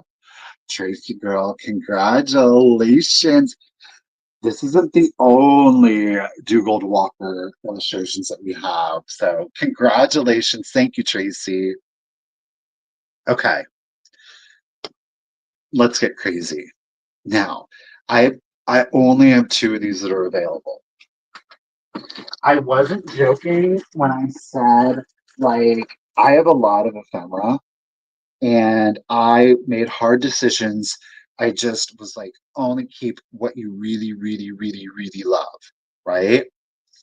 And then I was left with, because I will collect bits and bobs and die cuts and little pieces, and it just runs the gamut, but it can get me in trouble. So, what I have done is, if you didn't see my preview pictures on Instagram or here on YouTube, you missed it because I previewed one of two of these. I'm calling them the craft or collector ephemera bags. It's thick. Okay. There is a lot of paper in these bags. And there is a little bonus item that's not ephemera because I really loved it and it goes with the vibe of it all. I've got one baggie. I've got two baggies. Okay. These are stacked. There is antique, there is vintage, and there is reproduction. Okay. There's very little reproduction in here. I think that there's maybe 4 sheets of reproduction. Everything else is either vintage and antique. But I want to disclose there are 4 sheets of reproduction in here. Okay. They're stacked. They're about 2 pounds, 2 to 3 pounds ish each of vintage antique ephemera. Might find a comic book, might find German die cuts, paper dolls, embellishments, vintage Valentines, calling cards, photos. I mean, look, jumping jack, kids' books, more paper dolls. Just saying. Okay, they're stacked. They are stacked. Now, I will show you. Each of them has, what is this oddball thing? I just love them, and I think that it really did fit the vibe of it all. But these are Department 56. They're little ornaments. Okay, they're called polywogs. But each one of the bags contains one of those. I mean, I don't know. There might even be like antique goodies. These are hand painted. It's a fashion plate from the magazine. We do have, this is a vintage reproduction, full body paper doll. Both bags have at least one of these. At least one of these, the big gals. What you can do with these is whether you use fabric or crepe paper, tissue paper, can make outfits with them if you would so wish. So again, whether you craft, whether you collect, whether you love a mystery, I don't know. It scratches so many itches, I feel like. But I have two. I have two. And deux. They're both equally good. Okay. They really truly are. Somewhere between 2 to 3 pounds each. Okay. I really tried to really deck them out. I didn't want anybody to be disappointed. Now, here's what I did. I feel like there's a part of me that wants to do them as an offer up choice, and there's another part of me that's like, I feel like I know what they are worth, or what I'm gonna do them as an offer up choice, and I am going to start them at, if I'm to be honest, as a collector and as a reseller, what I really think that like I wouldn't want to like let these go for less than. I'm just being flat out with you. If you want to pay more, they're more valuable than what I'm going to start them at, truth be told. this is just where I'm at with it. So it's going to be a choice. You can choose. Let me see. How did I write them down here? I didn't.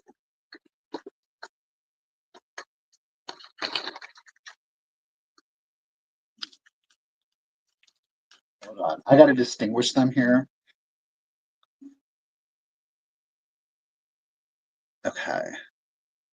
I got the distinguishing factors. So first choice, let's get a close-up. This one is going to be entitled Cards. Okay, this one is entitled Cards. So you can check it out. This one is entitled Cards. And this one is entitled Baby. This one is entitled Baby. Oh, look, there's some more appendages up here. This one is entitled Baby. BT Dubs, these are actual Dresden die cuts. There is a full, there's, like I said, there's multiple paper dolls out there stacked. Okay. 40. This is where I'm starting it at. Okay. Cards or Baby? Cards is the one that had the preview, but not everything was photoed. All right. Thank you, everybody. Let's do the countdown. 20, 19, 18, 17, 16, 15, 14, 13, 12, 11, 10, 9, 8, 7, 6, 5, 4, 3, 2, 1. Hidden.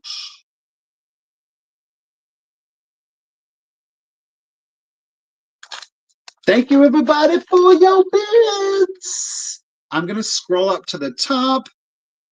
I'm going to start it. Miss Catherine and Kim, Bobby, thank you all. Dusty girl, appreciate you. Miss Catherine, thank you.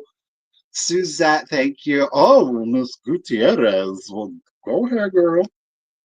Oh, Suzette. Oh, Suzette's holding it. Thank you, Ruthie, for flaming heart. Ow. Bid and Bob Earp, right? 81. Miss Earp, girl. Get it. Listen, if you were to piece everything out and resell it, you can get your money's You could. Do you want cards? This is the cards bag. Okay. This one, I did no reveal. Oh, wait. Yes, I did. This is the one that I did do the reveal on, the preview photo. But not everything was pictured. Or do you want Baby? This is the Baby.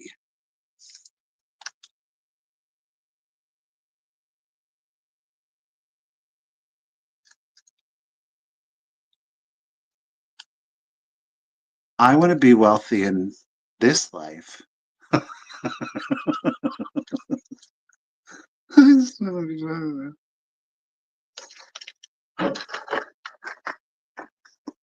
So again, that's cards.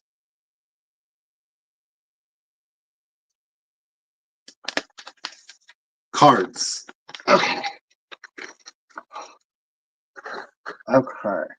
Cards to Baba. You got it, sister. Is that right? Okay, 81. Miss Suzette. Now, you don't have to. You don't want to. But I do have babies left. Do you want Baby?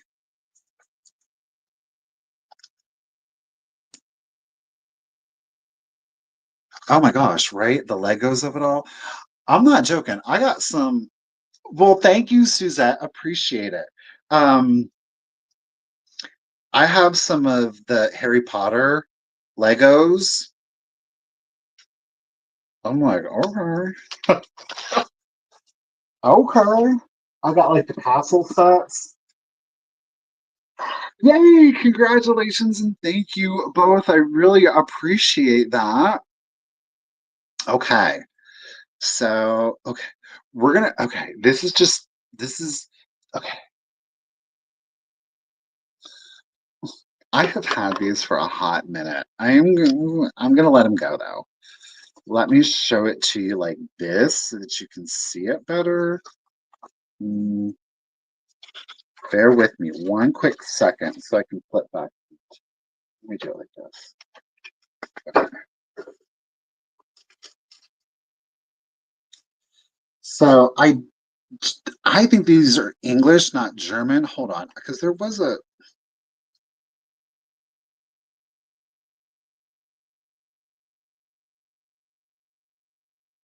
I thought there was an identifier of peace.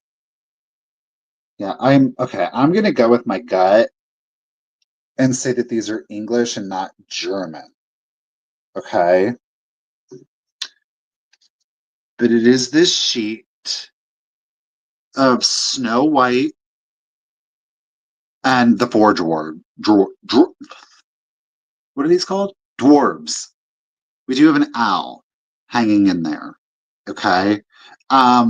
Is it a complete sheet? Is it a partial sheet? I have no clue, but it is clearly, in my opinion, Snow White. And we have four of the dwarves and an owl. Do you see here in the beard down here in his cello, his beard? Can you see the mica glitter? Do you see it there? Not lately, Poppy, but their eyes opened yesterday. Like they had started to open in the morning. And then I was talking to Misty, and she's like, "You got to send me a Marco Polo." So then I'm like showing her a Marco Polo. And right as I'm showing her the Marco Polo, there's a little girl. She's mostly white. And she opened her eyes completely. Like they're like, they're still squinty, but like they can see out of their eyes. So, yeah. There it is. This is all that I've got. There is some wrinkling, like to this dwarf.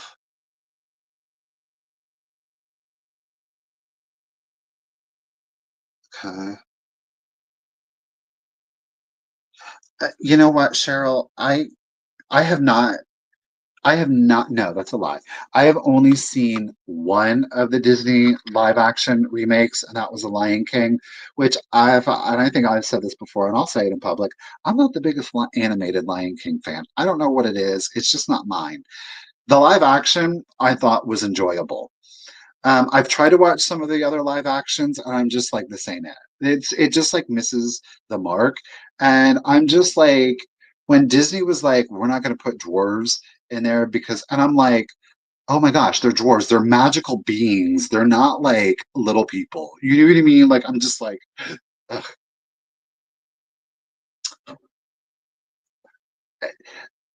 And here's my thing though too. What is wrong with Snow White wanting to prioritize love?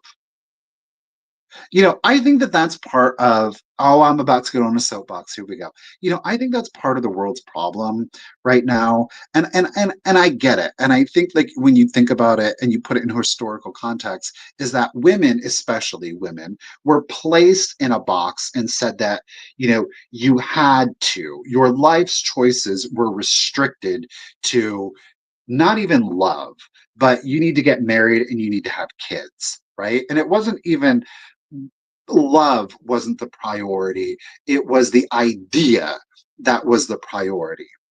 And for me, Snow White was very much her priority was a fairy tale. It was to fall in love and to be in love. And that was her priority in life. And now it's like, well, no, Snow White, she can't be that. She can't have those 1932 ideals. And I'm like, why is making love a priority in 1932 ideal? Why can't that be more of a priority in this world? And I think that's a bigger problem that we have is because we've somehow made money or position of power or, our right, that is our independence. Has become the priority instead of actually having love be a priority. There is nothing weak. There is nothing smarmy about it. And I think that the world needs to start making love a little bit more of a priority and stop making it like somebody is less than because they want to live a fairy tale life. Don't we all want to? I mean, for real, don't we all want to live a fairy tale? I want to live a fairy tale life. I will be happy living out in the woods with my Prince Charming Richard, talking to animals and living with the dwarves. I'm good with it. I'm good with that compared to the world we living in. Oh, I'm going into the woods with Prince Charming and the dwarves, talking to the deers and the bunnies. Okay, priority. To each their own, to each their own. Back to the die cuts. I do believe that they're English and not German. And I say that because of the weight of the paper. These are not embossed in any way, not to say that all German die cuts are embossed. And I do think it's interesting that the mica glitter is on there. Okay, so very 50s. They're not antique. They're, the artwork clearly is more so from 50s. The mica glitter, very indicative of that period of time. But yeah, Snow White and four of the dwarves plus an owl. Okay, let's throw it in there. I'm going to start it at $12. If anybody is, you can get your fantasy here, right? All right, let's do the countdown. 20, 19, 18, 17, 16, 15, 14, 13, 12, 11, 10, 9, 8, 7, 6, 5, 4, 3, 2, 1, and a bid ends. All you need is love. All you need is a love. Miss Ruthie's got it. Is Miss There she is. Miss Kim threw it in. Icy heart bid ends. Ruthie girl, congratulations and thank you. At 15, the Snow White and four dwarves are coming to you, lady. Okay, let's do some more vintage die cuts. Okay. Do I? Well, I could. Well, I probably should have just kept it in there. Ay, ay, ay, ay, ay. These ones. Hold on. Candy. Okay, these are German. Yeah. Oh, these were the ones that had the remnant on it, not the Snow White. I'm going to get it back into this little sleeve here because I think it is going to make it. Oh my lord, if I can get it in the sleeve. Did you know they said that men have a hard time talking and trying to do something detailed? It's true. I'm like, okay, this is the lot. These are German die cuts. They're embossed. They're vintage, not antique. Okay, it is a lot of 2, 4, 6, 6 of them. Okay, all right. So the first two, I'm gonna hide them, but you're gonna get the two boys, the two leprechauns. All right, you're gonna get two. You're gonna get two of our Clover girls. So two girls, two boys, and then you're actually going to get two of our little Clover girl here. So you can see there's the remnant, Germany. Now these are embossed. No, they're not heavily embossed, but they do have embossing. So you get two here, two of these, front, back, two. You're going to get two of our Clover girls and two of our Leprechaun boys. So that is a total of 6. You get them all. And I have them in this cardboard sleeve, okay? Get them all.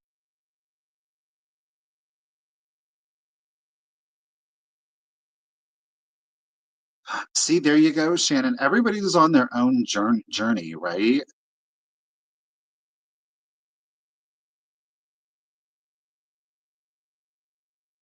All right. So you're going to get all 6 of them. These are the German. Obviously, there's St. Patty's Day, right? Two of the heads, and then you get two of the full body ones. So all 6. Now, for those, I am going to start this set of 6 off at 15. Okay. Holiday ones are a little bit more difficult to get, especially the St. Patrick's. They just didn't make a lot of them. Thank you, Karen. Okay, let me do it. So 20, 19, 18, 17, 16, 15, 14, 13, 12, 11, 10, 9, 8, 7, 6, 5, 4, 3, 2, 1, and a bid end. And I think that that's very sage advice. And I think it's really, for me, it's not, thank you, Ruthie, for the clover bid and appreciate it. Karen, lady, congratulations and thank you. This set is coming to you at 15. Okay, so for me, it's not about the age, right? Of getting married or entering into a relationship or setting off on a career path. It really is about knowing thyself. And I think, again, talking about love, making that a priority, I think that loving yourself should be the ultimate priority in life. And loving yourself comes in a multitude of different ways. For some people it is about getting married, for some people it's about a career, for some people it is about their independence. But in any of those things, I question one's ability. I guess I say this and I want to clarify and say that I guess I speak it from experience, and maybe some of you do though too, is that I don't feel that I could ever be ultimately happy in a relationship, in a career. I never felt like maybe a complete sense of independence until I better knew and loved myself. You know what I mean? And I think in doing that and making that the priority, I think that other things then you find better fulfillment in a career, in a relationship, in your individual journey, right? It's all about knowing and loving yourself. And I really do think that the universe or fate or God, whatever you choose to do it, that it does right itself. It balances itself out. So yeah, self-love, I think, not just love, but self-love should be the biggest priority in life. Let's get off that soapbox. Well, thanks, Ruthie. This next piece, like I said, I've made hard decisions, and this was a hard decision. I'm hoping somebody out there will love and appreciate it. This book was made for, they were made in limited editions, but they were definitely made for a certain socioeconomic class at the time. Okay, let's look at the back.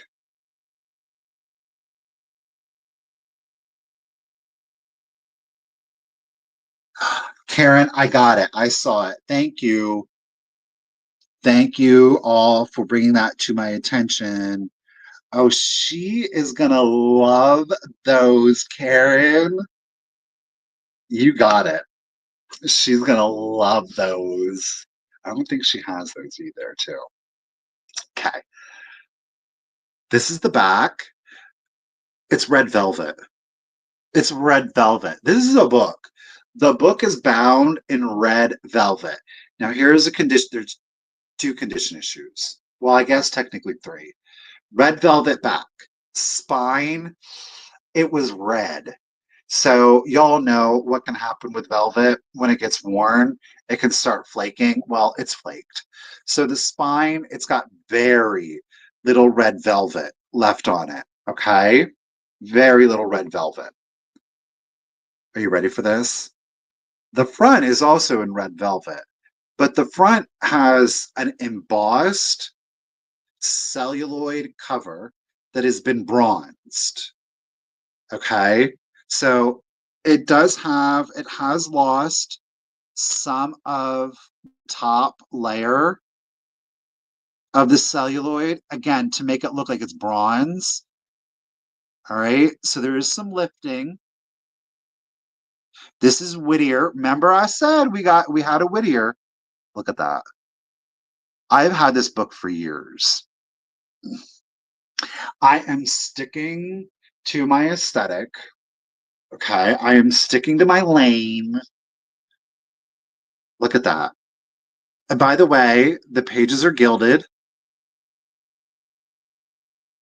Pages are gilded, all four.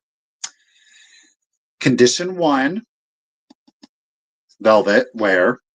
Condition 2, celluloid has gone, and we do have lifting.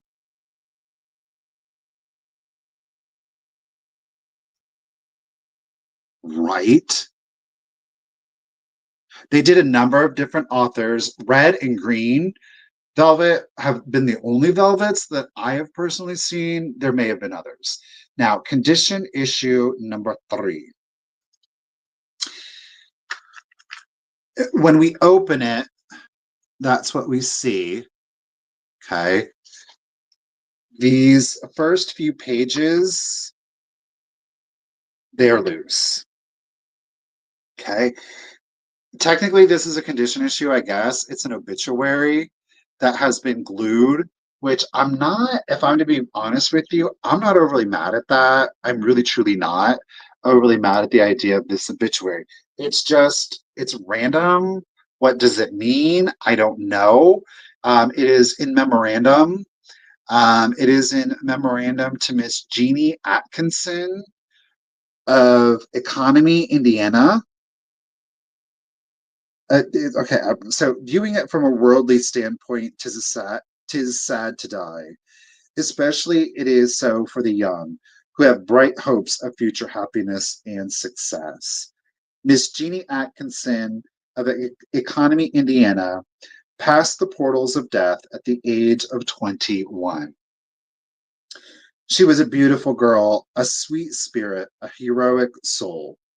She was beloved by all who knew her, attractive because of her winsome way, her wealth of heart, her noble purpose, good, her pure life, a self sacrificing spirit, a consistent walk, her Christian faith, all conspired to make her beautiful and lovely.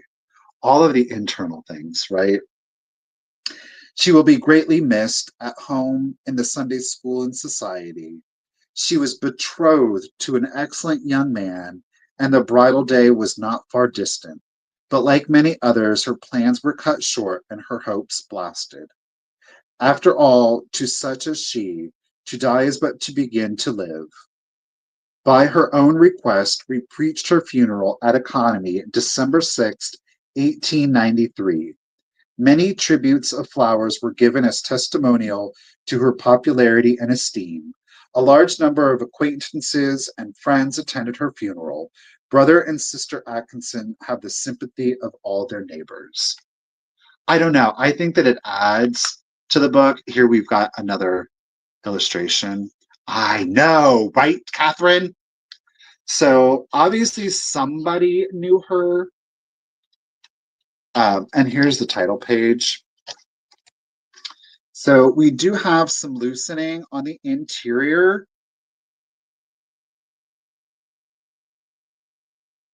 1893 was the obituary. The book itself does not have a copyright, so I'm assuming it's at or about around in there. So it's a book of poetry. Okay, this is not illustrated. I don't know if you saw it, but there is some gapping right in here. It's because this is how I found it, and I'm keeping it in there. I'm going to fold this carefully. We've got Certificate of Inspectors of Election of Township Trustee, the state of Indiana in Wayne County, as we undersign Inspector of Economy. So judge something or other. This is dated 1914. In compliance with the law, do hereby certify that after comparing the poll books and tally sheets and certificates thereto in several precincts in said township at the November election 1914, that Charles J. Atkinson, was duly elected township trustee for the aforesaid Perry Township, given under the hands of the third. So Charles Atkinson. So it, in all likelihood, was a relative to Jeannie Atkinson, perhaps a brother, perhaps father. I don't know. We've got another cutout here, and this is Boots and Mankind. It's a short story, and it then has claims for pension. Let me just see if I can find. This is, it says CB Prescott, Arizona, Greenville, Pennsylvania, Virginia, Macomb. I don't know. I believe it was this, Boots and Mankind.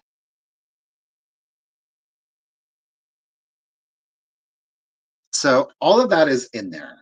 Okay. So condition issues to the book as shown. But overall, I don't know. There's a story to it. Now, True Tea, I am starting at $50. I ran the comps. I am. We're starting it at 50 if anybody is interested. All right, I'm going to do the countdown. So here we go. 20, 19, 18, 17, 16, 15, 14, 13, 12, 11, 10, 9, 8, 7, 6, 5, 4, 3, 2, 1, and bid end. Oh, not another one. Woo, Dusty girl. Okay. Appreciate you. Thank you, Suzette and Wings and Dusty. Thank you. Sparkle, sparkle, bid end. Thank you, Ruthie B. Dusty girl. Thank you and congratulations. You didn't have to spend $160. 56. Dusty, congratulations and thank you. My goodness, we've been on here for a hot minute and it doesn't even feel it. I've really enjoyed today's sale with you guys. I really, truly have. Okay. Wow, I've got a lot of stuff still left. Okay, we're going to have to, I'm going to get it zippity doo-dah. Okay. I got a lot of stuff we've still got to get through. I hope you guys are enjoying it. I'm going to try to speed it up.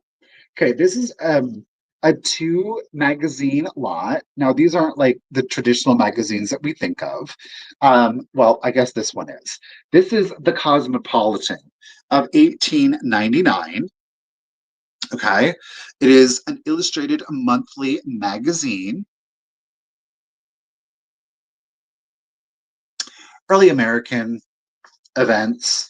Okay, so it's informative. It's got a lot of advertisements throughout it.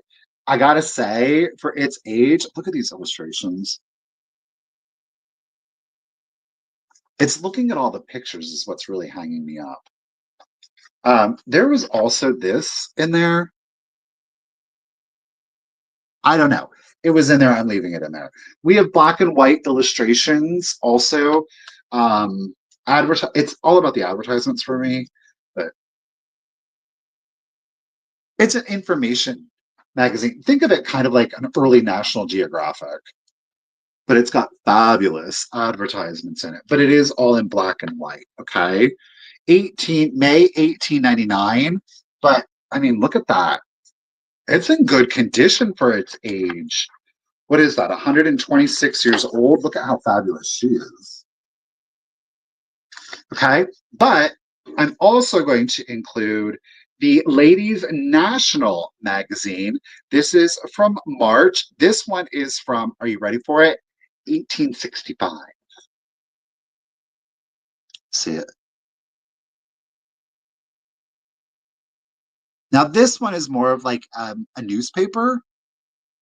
1865.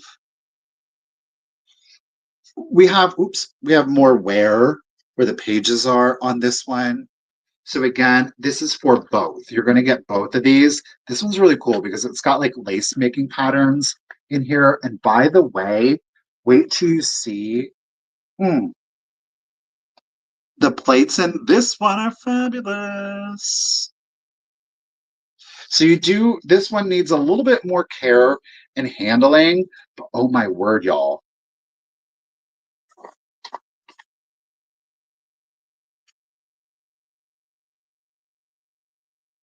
Illustrations are fire. And this one, look how they burn through the pages. I love it. So this is going to be for both of the magazines.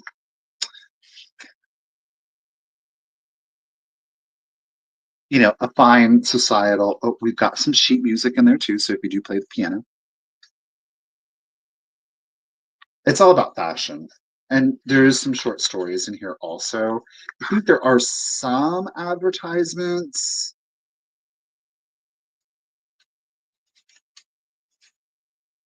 Not really, no. Okay, strike that. No advertisements. But there are, look, pattern making, make your purse there. Fabulous. This is for both. You're going to get both. Again, this one, newspaper, we've got Tattering, 18, what did I say? 1865. And then we do have 1899, but it is for both. You're going to get both. Lots of advertisements. This has got some beautiful black and white illustrations in here. Fashion, you know. For both, we will start it at $12 for both. You get both, okay?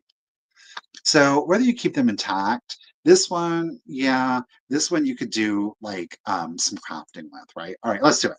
Thank you, Dusty. Thank you, Melanie. Let's do it. 20, 19, 18, 17, 16, 15, 14, 13, 12, 11, 10, 9, 8, 7, 6, 5, 4, 3, 2, 1, and a bid end.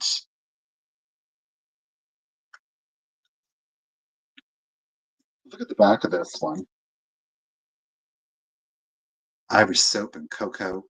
Oh, Connie snuck in there. She got them both for 13. Thank you, ladies all. Thank you, Ruthie, Connie girl. Congratulations, you get the set at $13. All right, next up, don't worry. I have got so many of these. It is, boys and girls, time for a Palmer Cox. This is the queer people. Yeah, it is. It's in a state. This is like a cardboard hardback, if you will. It's got the paper spine to it. However, the pages, like, ow, it is stapled, but that cover, yeesh. Okay. Palmer Cox, absolutely amazing illustrator, creator of the brownies. This is on a paper pulp, so the pages are brittle. Okay. I've got so many Palmer Cox. Even in its current state, good bit of desirability, obviously, and collectability. But I gotta chill. I've got like 3 or 4 different versions of this particular one. You can see the brownies are in there. So I had to narrow it down.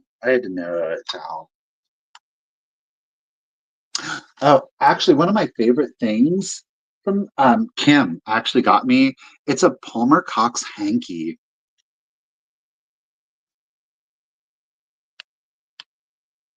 So again, the book is not in the best, but it is the Palmer Cox Queer People. It's a collection of short stories, though you will see appearances by the Brownies in here. Okay, let's do it.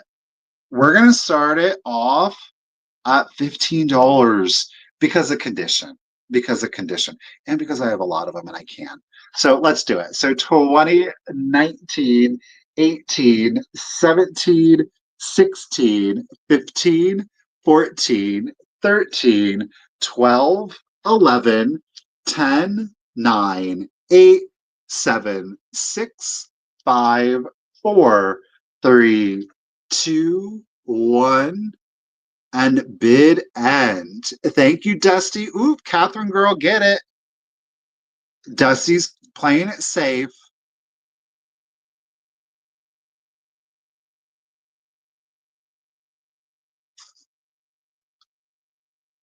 Brownie bid end. Thank you, Ruthie. Dusty, thank you. Catherine, thank you. Dusty girl at 17. Congratulations and thank you. All right. You want the I shouldn't do this to you, but I will. I don't know. It has been, I don't know how long, 2 years ish. And I found this at an antique mall and they had mislabeled it.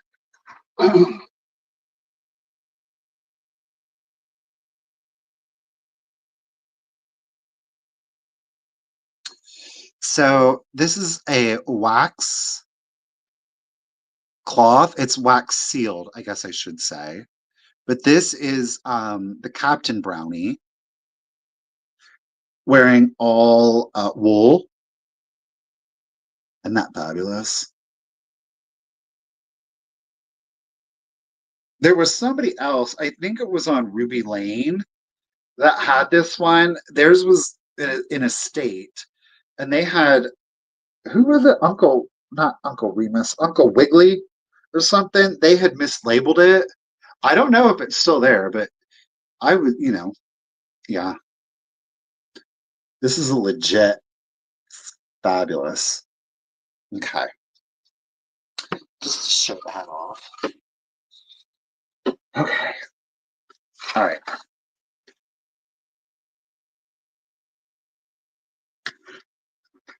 Okay, I've got a lot.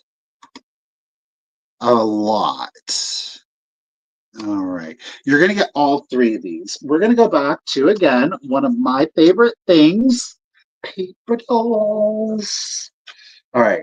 These are also from the Ladies' Home Journal. These are from the year 1923. So 102 years old. We got some great date on these. Um,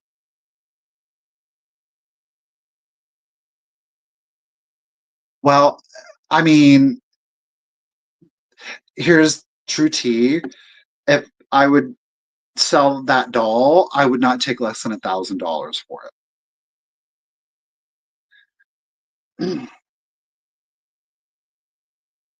Oh, I can start the bidding at $1,000.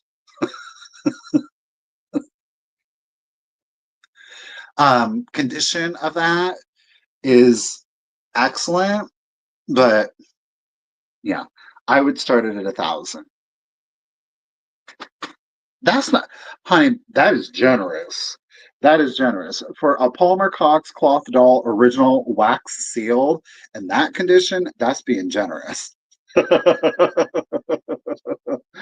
righty. So what we have got next, this is a lot of three. You're going to get all three. There's no choice on this one. I've decided to group these three together. But this is, the illustrations are by Gertrude Ak. I love this. I think that, again, I had to make decisions. I've got a lot of paper dolls, so I really had to make decisions.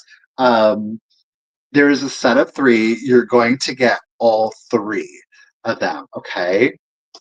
First up, again, it is by Gertrude A.K., Ladies' Home Journal, where are we at? 1923. These are all storybook. So we've got Little Bo Peep and the Dutch Uncle. So there's Little Bo Peep. She's got her sheep. I love the fact that they made one black. Here's the Dutch Uncle. And we've got, I do have a cloche, yeah. Okay, so that is sheet 1. And that one is July of 1923. Sheet number 2, this one is April of 1923. This is Simple Simon.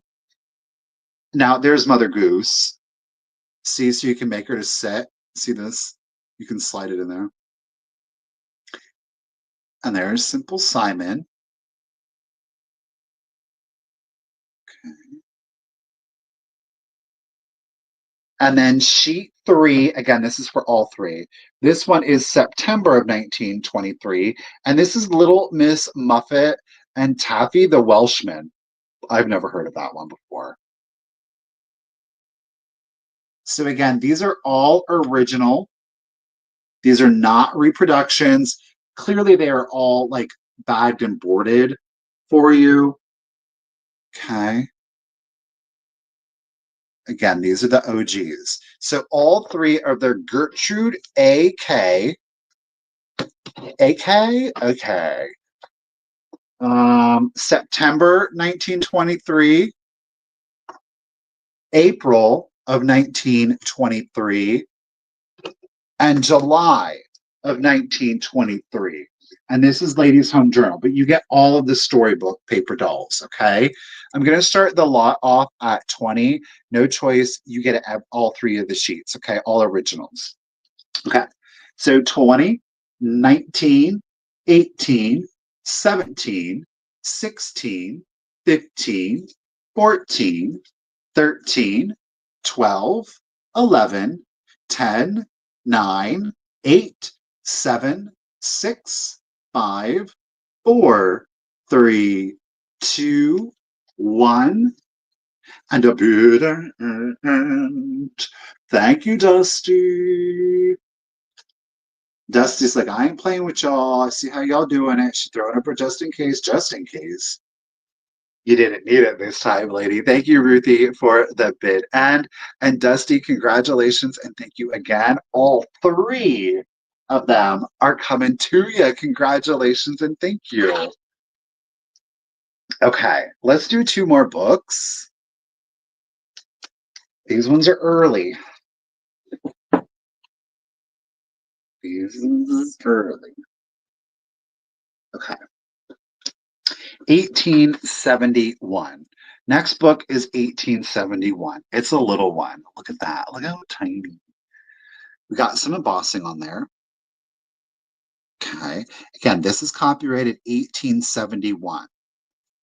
Here's our spine. Then we do have a paper lithograph here on the front.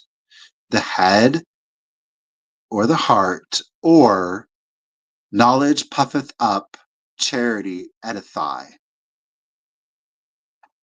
Isn't that fabulous?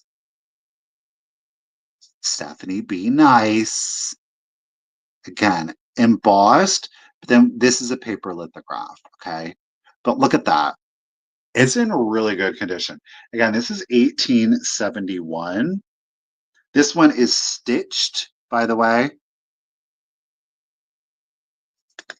Get you the cup here. We have 1 color plate. There's only 1 color plate in here. Again, we're down here out of London, Nelson and Sons, Patterson Row, Edinburgh, and New York, 1871. That's old. That's old. What is that? 154 years old? Look at the condition. There is some foxing. There are a few black and white illustrations. You have the 1 color plate. Am I making it up or is it the next one? Oh, I think it's the next one that has the illustrations. Hold on. We don't have a ton of pages to go through. We have a total of, okay, so I don't have, my pardon. We don't have illustrations in this one. It is 62 pages. Okay, unillustrated, 1871 copyright. You know, as he loved, as he loves Christ, the last words were spoken with a burst of tears. Her heart overflowed as she thought and spoke of the glorious truth. She covered her face with her hands and tried to hide how much she felt. Both Mr. Adams and Mr. Jones felt tears rise in their own eyes. The child's complete ignorance on every other point seemed to render more touching her full understanding of these. They felt half inclined to envy her the depth, the freshness of feeling which she had enjoyed, and both rejoiced greatly in the manifest token of God's having himself taught her, himself dealt with her soul. Lord, what? It's just fabulous. Okay. It's the age, it's the color. It's, again, a Christian, early American settler Christian kind of vibe to it. Okay. We're going to start her off. We're going to start it at 15. 1871, Edinburgh, New York. I mean, it's in great condition for being 154 years old. You know what I mean? Maybe it just wasn't read a lot. You know what I'm saying? You know what I'm saying? Thank you, Dusty. We got, there was a clipping in there. Pursuing Sitting Bull.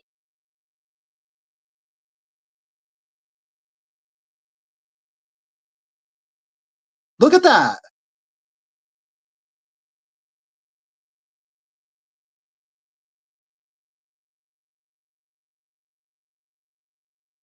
I didn't know that. Well, it was in there, Dusty. Okay, let's do it. 2019.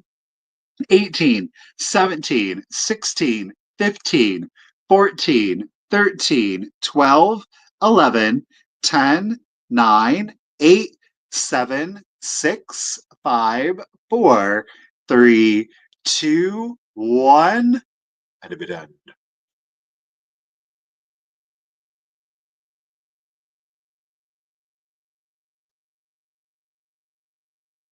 I think you got it, girl.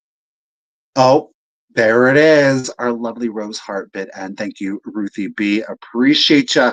Dusty girl, congratulations. And thank you again. It is coming to you. Thank you, girl. All right. This is, to my knowledge, the oldest piece that we have in today's sale.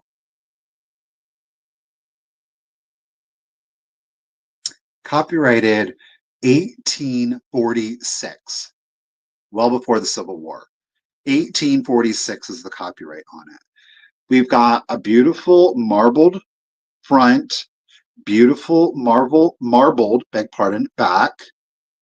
We have a cloth. It is cloth, right?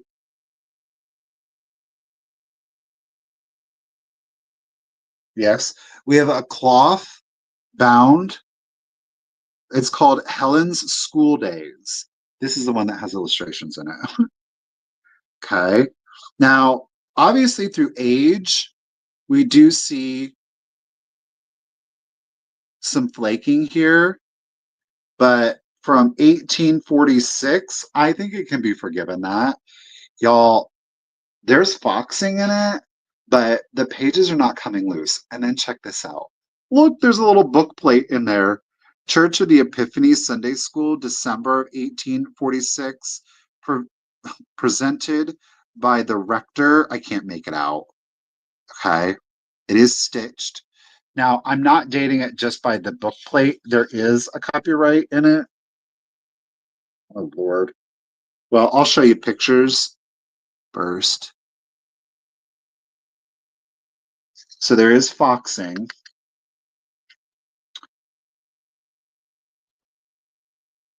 1846.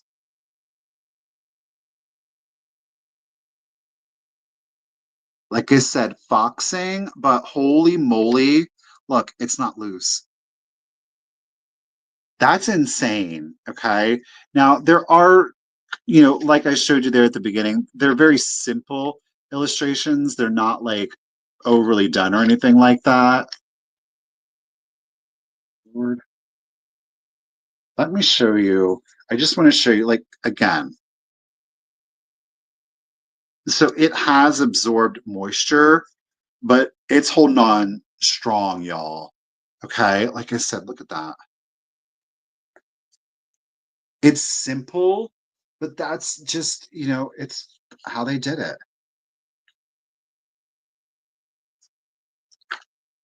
My tears, she took me by the hand, saying it was time that I should see my new friends, who had all been wishing for my coming. And with this, she led me across the hall into a large room where a number of girls were seated, some with their books and others at work, but all keeping perfect silence, though every eye was lifted up for a moment as we went in. Miss Herbert first took me to the teachers who were sitting at the upper end of the schoolroom. How well I remembered the thin features and bright black eyes of the French teacher, and the broken words which sounded so strangely to my ear.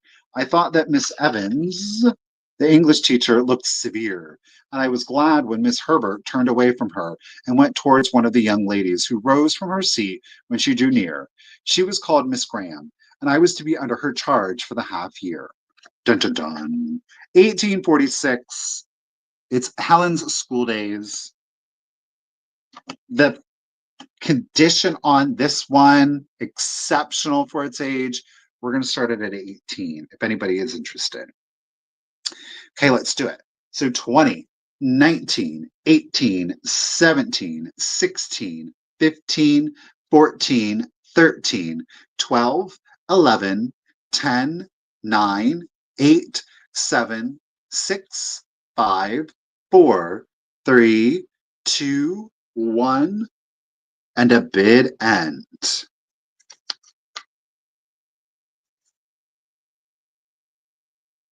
Thank you, Dusty. Thank you, Sash.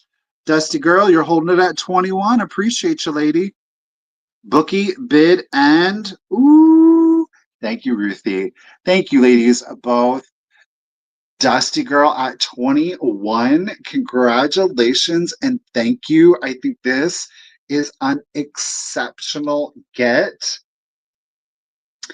These things are fabulous. I mean, a lot of this stuff was made to be discarded. So to know that like new stewards are going to be taking care of it and hopefully on for like another 150 plus years, 170, right?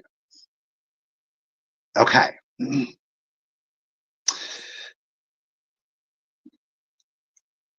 Month and day. Okay. I will do the first three. The first three in the chat. Put the day and month that you were born. So like I'm July 9th, right? Don't put the year, just put the month and day that you were born, and I will do the first three. Okay. It is this Forget Me Not, a register of anniversaries and birthdays. Look at how tiny it is. Look at how tiny. All right, we're going to do Dusty, Sash, and Ruthie. Those are the first three. Okay. So, what this little book is, there's no copyright on it, okay? There are some dates that are filled out. But basically, what you would do is like your friends, your family, it would be like, what's your birthday? What's your anniversary? And this is the Forget Me Not book, okay? Is it not darling? Look at that turquoise. We do have some water splatter back here, but basically, what we do, there is an inscription on the interior. So, we're going to go April 12th.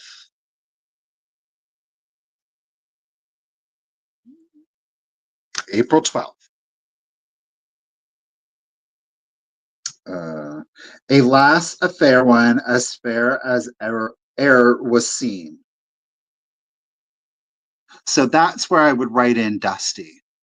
And that was the little quote from Wither. Sash was August 17th. So then I would go to August.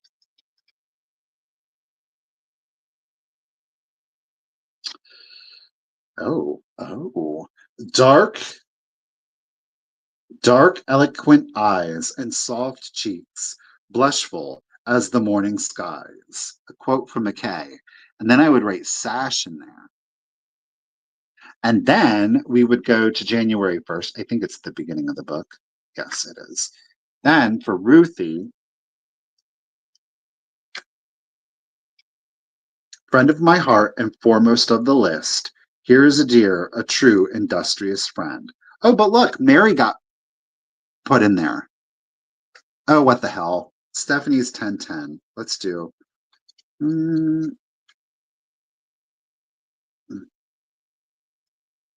A mind not to be changed by place or time. Milton. Connie. February 8th.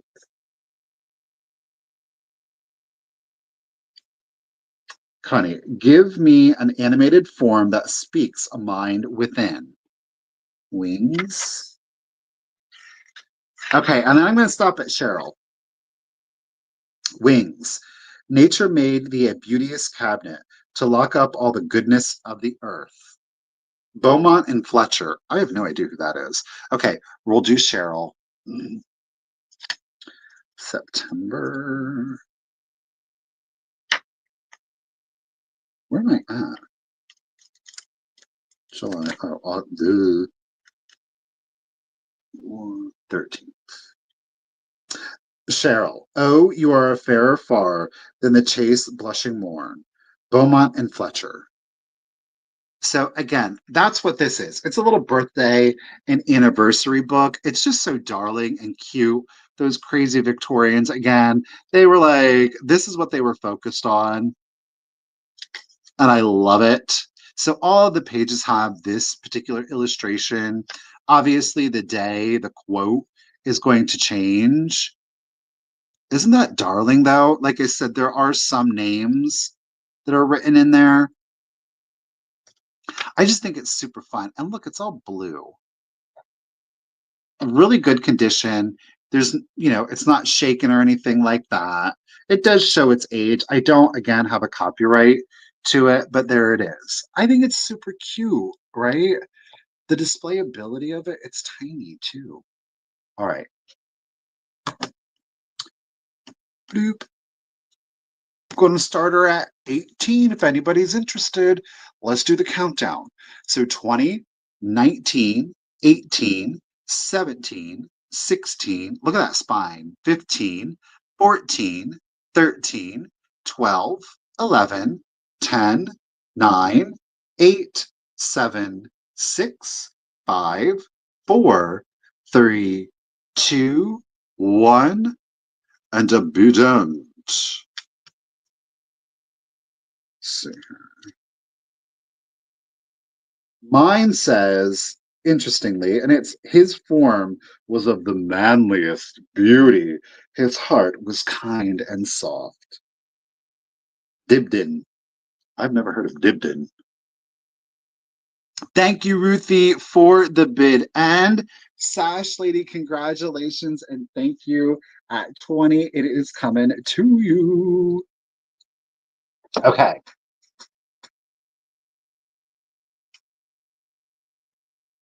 There's a lot to talk about on this next particular one. And I did get this to keep this for myself. I'm not going to lie. And I was like, Michael, stop it. Okay. So we all know Rose O'Neill, and Rose O'Neill did, she created the Qpies and, the whole 9 yards and everything like that. Well, back in, so from 1912 to 1914, and it was it Woman's World or Ladies' Home Companion? One of the two. Rose O'Neill introduced Qpie paper dolls, and they were called Qpie cutouts. And they ran for like a little, was it 1912 to 1914? And every month there was a Qpie cutout. They were originally done, they were so popular that they started to reissue them, like in subsequent years, all of which were antique, like they just kind of recycled them. But what she did was Rose O'Neill really expanded upon the world of Qpie in the Qpie cutouts, the Qpie paper dolls. The magazine is very difficult. That's one of those ones where you're going to end up spending $50 to $80 for the magazine. Um, Getting just the pages is very difficult. I think there's one or two that are on eBay. They're difficult to get.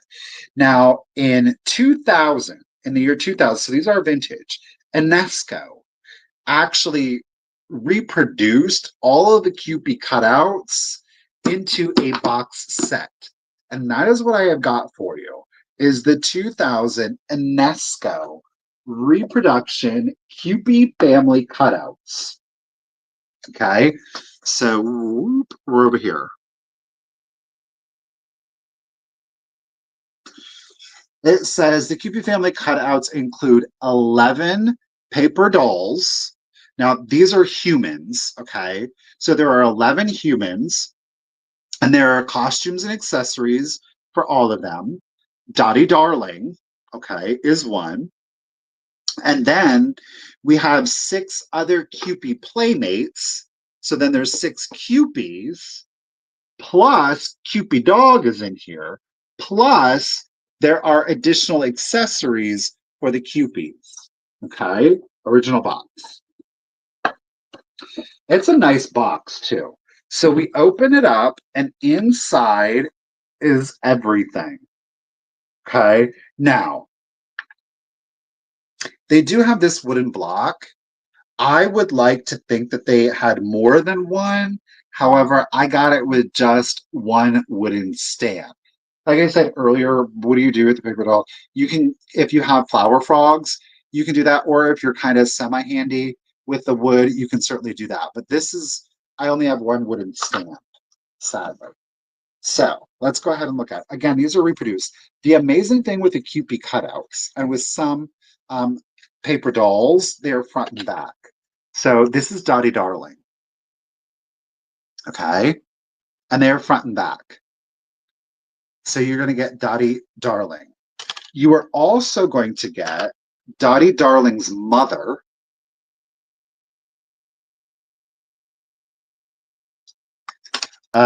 We've got Brother Dan. Isn't he darling? Oh my God. Again, these are all front and back. I forget. He's something Rascal or something.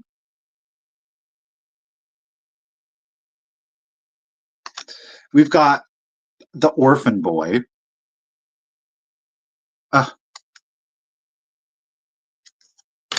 We've got Better Baby.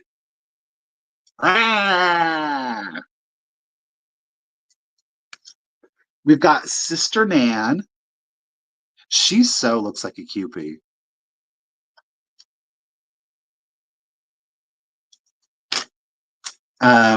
Sister Irene, she's a snotty one. No, she's the copycat one.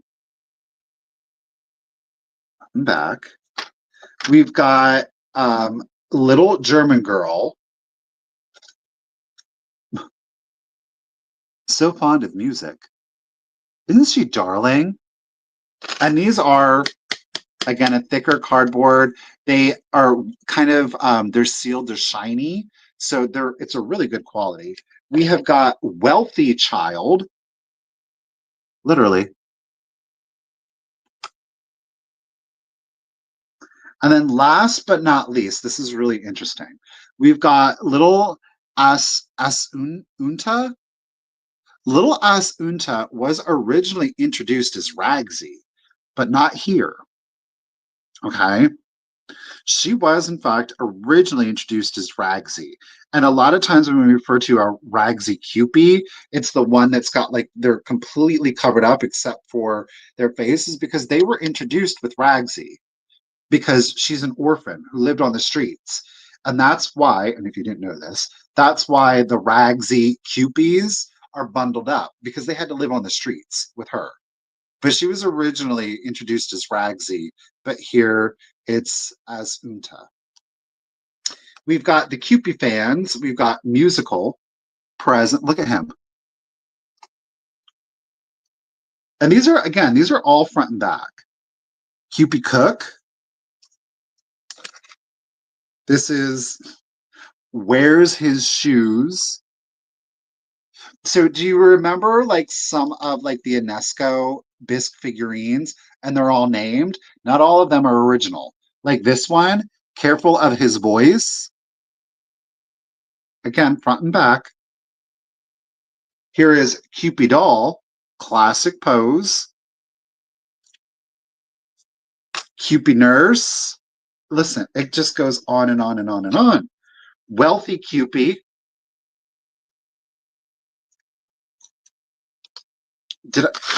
Look at this? It's already cut, like, and that's how it was sold. So you have nothing to worry about with these. These are ready to have fun with. Look at Qpie Gardner, and look at Little Sassy.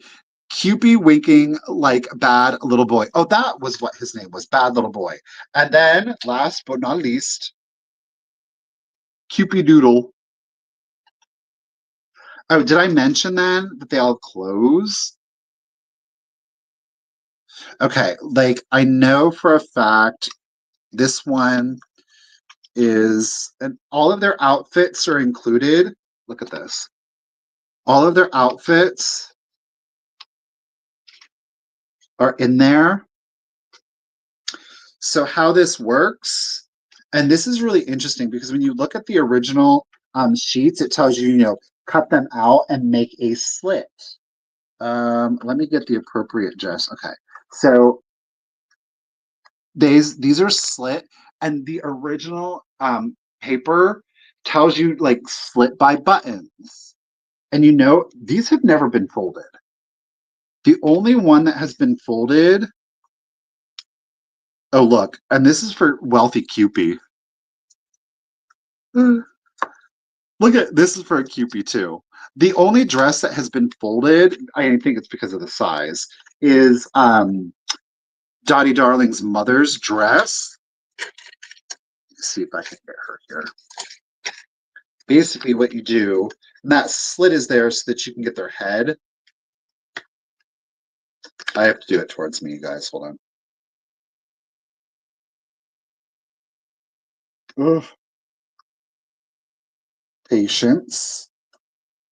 So you slide it over their head, then you fold it over their body, and then like these ribbons were meant to be folded back. And look at, is that not so cool or what? But we only have one wood thing. So I would just use Flower Fox if you wanted to, but you get the whole thing. Okay. Again, this is the 2000 UNESCO reproduction, and it is complete outside, pardon me, of the wooden stands. Okay.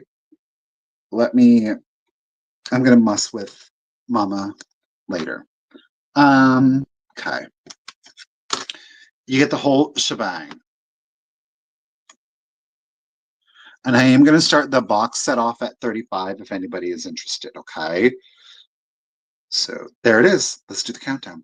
20, 19, 18, 17, 16, 15, 14, 13, 12, 11, 10, 9, 8, 7, 6, 5, 4, 3, 2, 1, and a bid end. Don't forget all of the Qpies.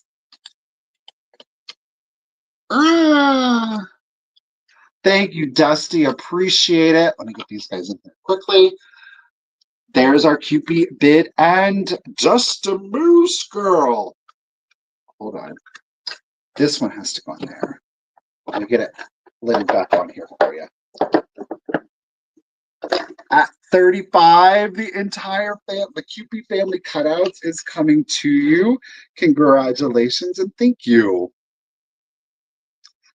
All righty. We're going to keep chewing along here. Okay, next up. Now, earlier we did JC Leyendecker, just the covers. Well, this time we have got the entire magazine. Okay, this obviously, thank you, Stephanie, or Dusty. This is the entire magazine. It is from November 26, 1932. Obviously, look at this turkey. Isn't that horrific? These kids, it's weird. It's weird. But this is the entire magazine. Okay. This is the full. Oh, what was that? Oh, somebody put on there $36. There was a post-it note. We don't want to worry about that. But it's the entire magazine. So we do have other advertisements inside, like Coca-Cola. But you get the entire magazine. It's in really good condition. Let me see if I can find short stories. We've got Campbell's vegetable soup.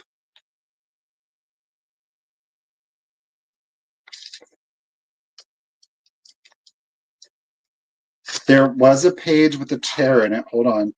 We do have a tour page. Okay. Coke! Let's see if we can get any other. I might have just skipped by a bunch. I don't know. See if we have any other color ads. Chesterfield cigarettes. Good night, Cheryl. Sleep tight, lady. All right, so we've got the 1932 complete Saturday Evening Post. There is a paper label on it. JC Leyendecker cover. This is an amazing cover, might I add. And I am going to go ahead and start it at $18 if anybody is interested. Bloop. There we go. So 20, 19, 18 for sure, 17, 16, 15, 14, 13, 12, 11, 10, 9, 8, 7, 6, 5, 4, 3, 2, 1, and a bident. Oh, Smalls is still here with us. Where am I at right here? I know there. What I think maybe these two kids could get a meal out of this turkey. Thank you for the bid, and Ruthie Smalls, congratulations and thank you. It's coming to you. Okay, I'm gonna get that back in the baggie here quick. And two folks, just with shipping, I will do my best. Some folks will get their stuff mailed to them flat. Others, and it'll come in a poly bag. Others, you might get like a bag. Like Dusty's probably going to get a bag, or not a bag, a box. I'm gonna put everything in a bag and drop it in there. Smalls girl, thank you again. So I will do what is the most economic for y'all, but still keeping it safe. Keeping it safe. Okay. I have got some, I'm calling them art books. Well, I mean, the other one is kind of mishmashed. They're going to come in these portfolios. Okay. Well, I should say this is going to be a portfolio. This is an actual book. This is one of those things where you kind of do with it as you will. This one, it does, you can see, have water staining to it. Somebody put a mug there, rude. But otherwise, it is intact and complete. And it says 30 favorite paintings by Harrison Fisher, Frederick Remington, Maxfield Parrish, A.B. Frost, W.J. Alwood, Edward Penfield, Charles Dana Gibson, Howard Chandler Christie, Jesse Wilcox Smith, George Wright. There's Wenzel, Leyendecker, Hutt, Loeb, Kemble. So in here is a wide variety of different artists, most of which are in color. There are black and whites. Okay. I don't think I had a date on it. Yeah, I do. 1908. This book is copyrighted 1908. I'm going to try to. So you're going to get a wide variety of different artisan styles in here. I think that's Irish or so. Yeah, it is.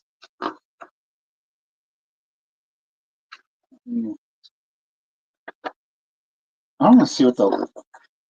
Forget. I think this is. I'm being selective.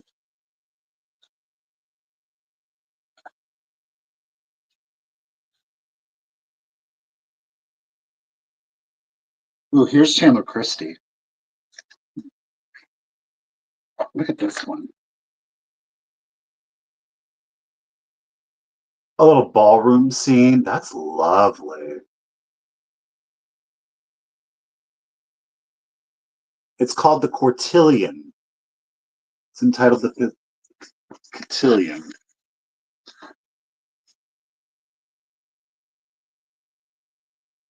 This is Stillwell. This is fabulous. Look at that.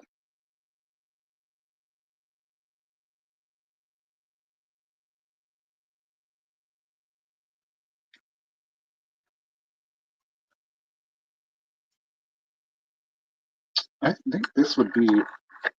I want to see the. I forgot the Leyendecker was in here. It would have been an earlier one. Oh, look at this one.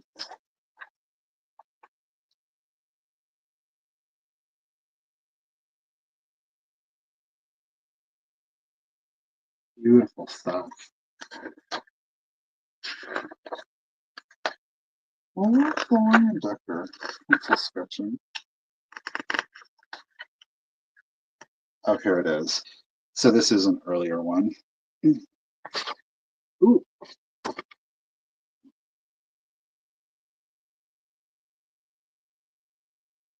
So you're going to get the art book, 1908. I'm going to include this partial portfolio. Oops. It does say the 12 Gibson girls. They're not all Gibson girls, but it is all Christie's artwork. So they are cut out of different books, or pardon me, Gibson. We do have larger plates that are in here. These are ready to be mounted. You can see the embossing running around.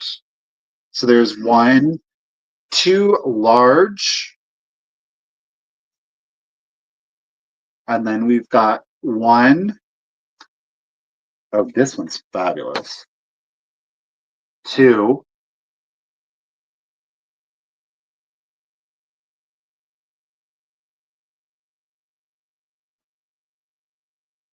There's a tear right here. This is a calendar.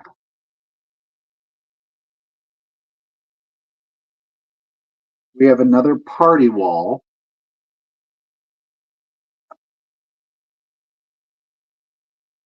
Then we have this one. So it is for everything. Okay. You get to the whole shebang, gosh darn it. All art. All art. Again, whether you lotted it out, maybe you sold it, I don't know. You hung it on the wall, collected it, scrapbooked with it. It's totally up to you. I'm going to start it at 20, the Remington. I will try to find it, Dusty. I'll try to find the Remington before I do the countdown. Let me see here.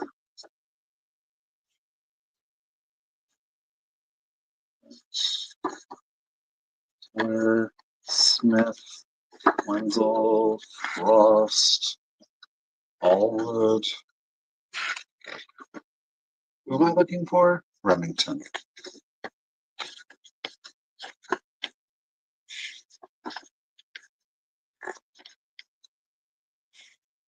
Bobby, I gotcha at 20. Appreciate you. Okay, Frederick Remington.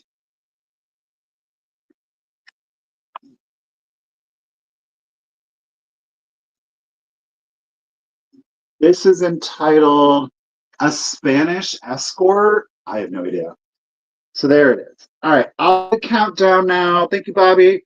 20, 19, 18, 17, 16, 15, 14, 13, 12, 11, 10, 9, 8, 7, 6, 5, 4, 3, 2, 1, and a bit.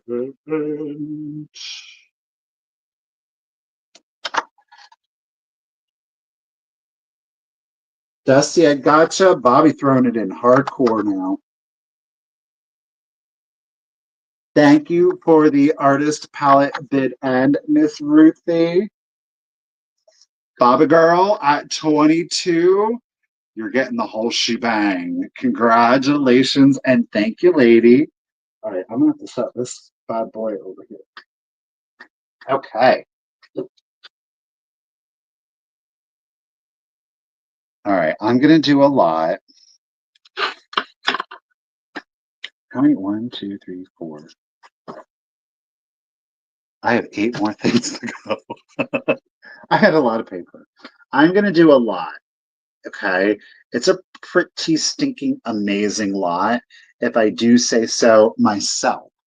It is going to include 1, 2, 3, 4, 5 different pieces. I agree, Bobby. This is going to be a really good get, too. You're going to get all of it. They're all children's. Okay. First up. Now, I'll go ahead and take it out. This does have its condition issues. It's a linen publication. It was like folded.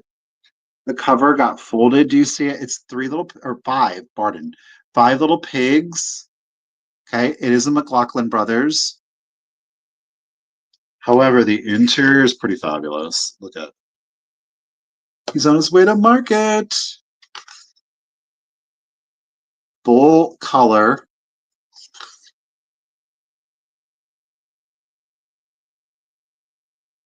Ah, so that is number 1. You are getting another McLaughlin Brothers piece. This, look at this. Somebody salvaged it by stitching it together. It is the Cinderella series, Children in the Woods. Not a gorgeous cover, though.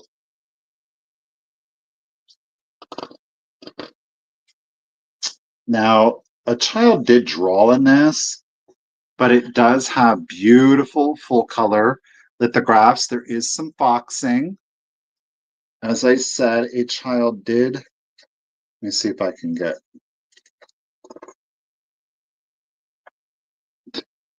Did draw in there. So you're going to get that one.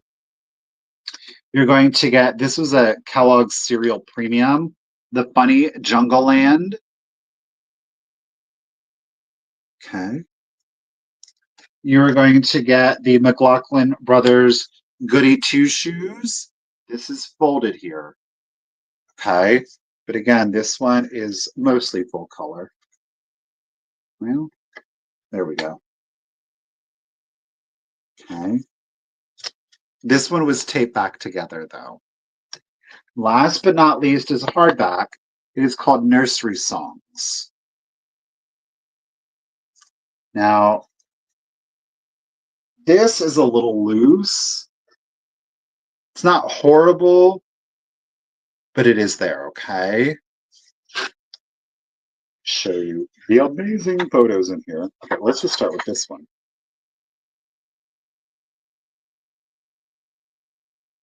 This is gorgeous.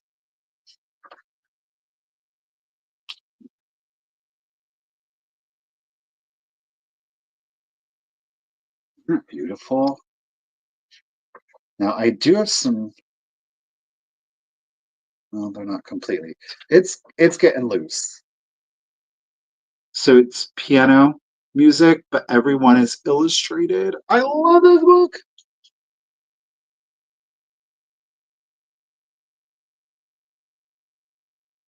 So this is going to be for everything. Okay. It's the children's book lot. 1, 2, let me go back here. 2, 3, 4, and 5. You get everything. Okay. You ready for this bad boy? I'm going to start it all off at $30. Yep. $30. Let's do the countdown. So 20 and 19, 18, 17, 16, 15, 14, 13, 12, 11, 10, 9, 8, 7, 6, 5, 4, 3, 2, 1, and a bid end. Thank you, Tracy. Thank you, Dusty. Now, Tracy, you're technically okay. Well, Dusty's holding it now at 32.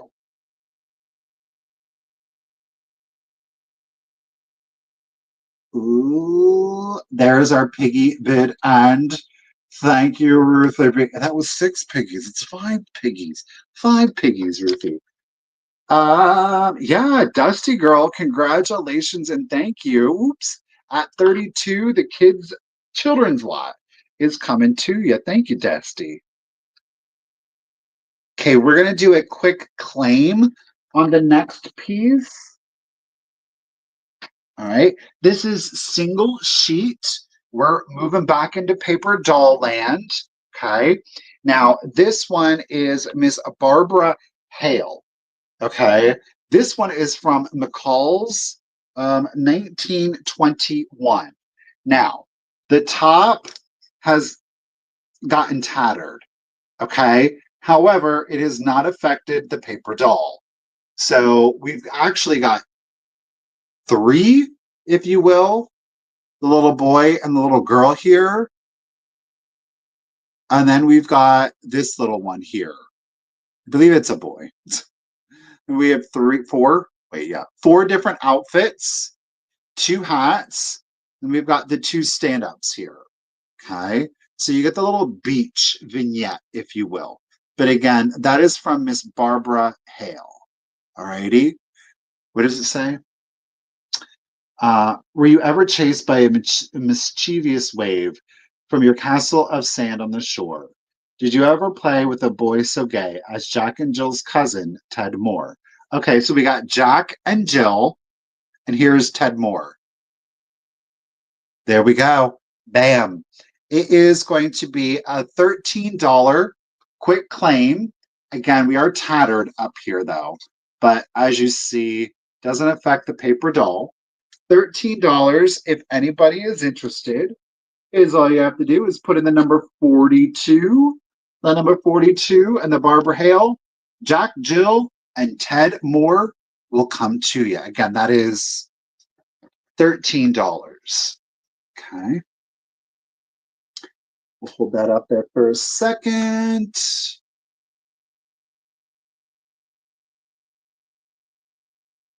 Okay, I don't think anybody's going for that one.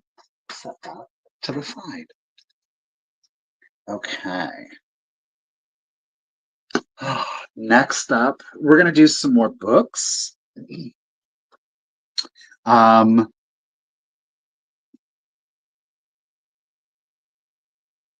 Walker. This book is fabulous. Look at that. Yes, Suzette, the entire sale. This. Ugh. I can't pronounce. Squiffer by Hal Garrett. Now, it's in kind of like that poison green. It's not old enough. Look at that. Just like on the porch, the illustrations in this are phenomenal. Look at this. We have one full color plate. This man's illustrations are just absolutely fabulous. This is a first edition, 1924. It is in very good shape. We do have raw cut pages. I do want to point that out to you. So it's not a condition issue. It was just how it was published. Again, the illustrations are just, they're odd. And that's what makes them so good. They are black and white. Like I said, we only have the one full color plate in the front.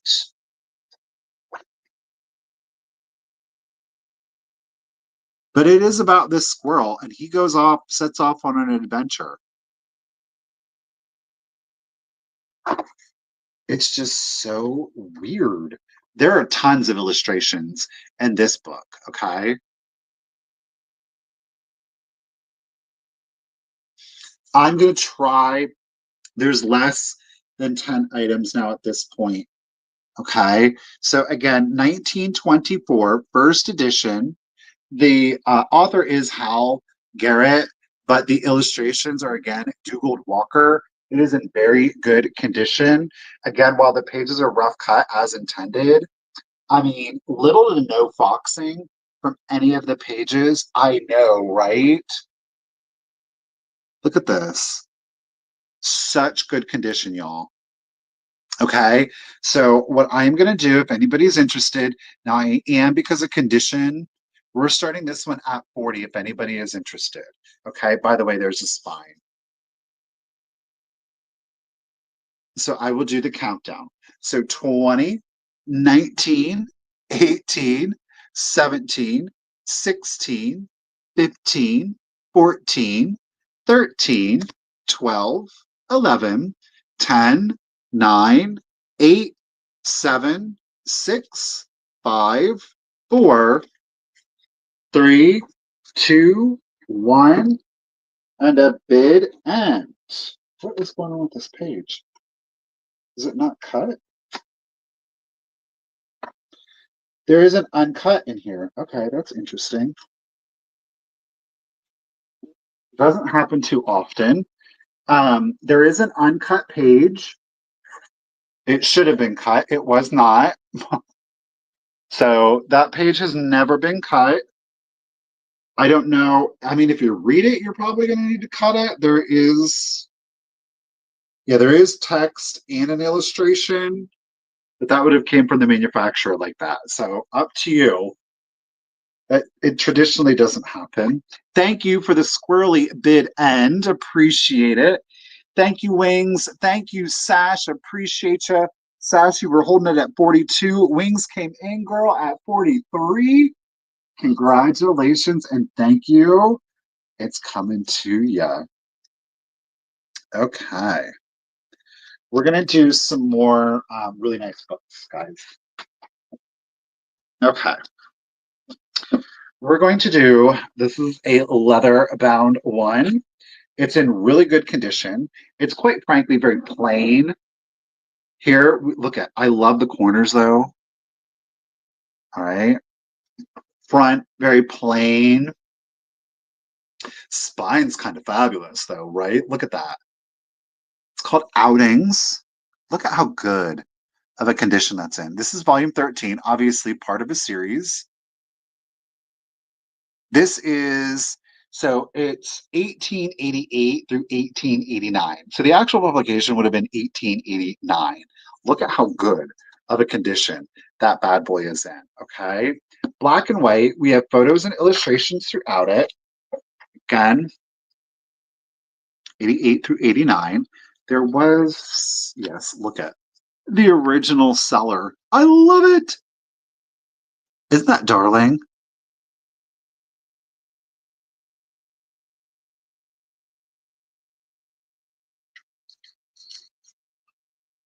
Weird stuff does exist in this book. Okay. We've got like circus performers. There's unicyclists in here. It's really cool. Let me see. Here's a look at that mustache.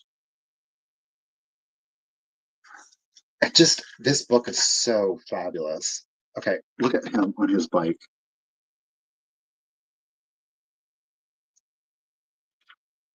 Oh, here we go. I mean, stop it. Again, the mustache of it all. There's a good bit of text. Now we do have, again, some illustrations in here.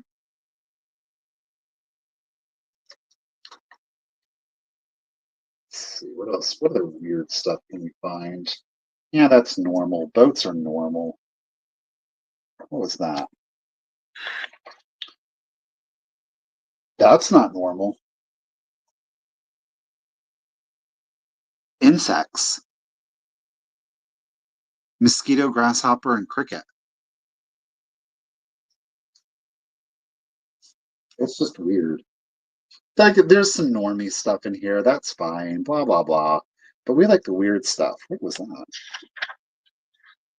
Oh, we've got a, what is this? The lacrosse team. Isn't that fun? Okay, so outing book, 1888, 1889, really good condition. I'm going to start it at 20 if anybody is interested. Bye, Stephanie. Let's do it. So 20, 19, 18, 17, 16, 15, 14, 13, 12, 11, 10, 9, 8, 7, 6, 5, 4, 3, 2, 1. And a bit on. What's that? Yeah, those are just shoes. See if we can find anything else weird. Now, why are you going to all of the text? Buggy, bid, and thank you. Oh, we got track and field. Thank you, Ruthie B. Dusty girl, you got your bid at 20, lady. You didn't need your just in case. Congratulations. You know, and here's the other thing. It's all shipping media today, you guys. Ooh, we love cheap shipping. Thank you, Dusty. Congratulations. All right, we're down to our last four. Now this one, y'all, 1881 is the copyright. Now, if you saw the preview photos, you might have known like some black and white images of like dragon, wait, what are they called? Not dragonfish, seahorses, squid. Yeah, that's where we're going at with this. This is gas cells natural history. Gas cells natural history. Oops. So again, look at that. I love how they did this on the back here. A little bit of the gold. Check out that spine.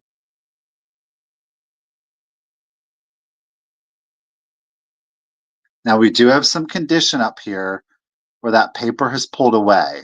So there is our condition issue, but otherwise really good condition on the interior. There we are on the front.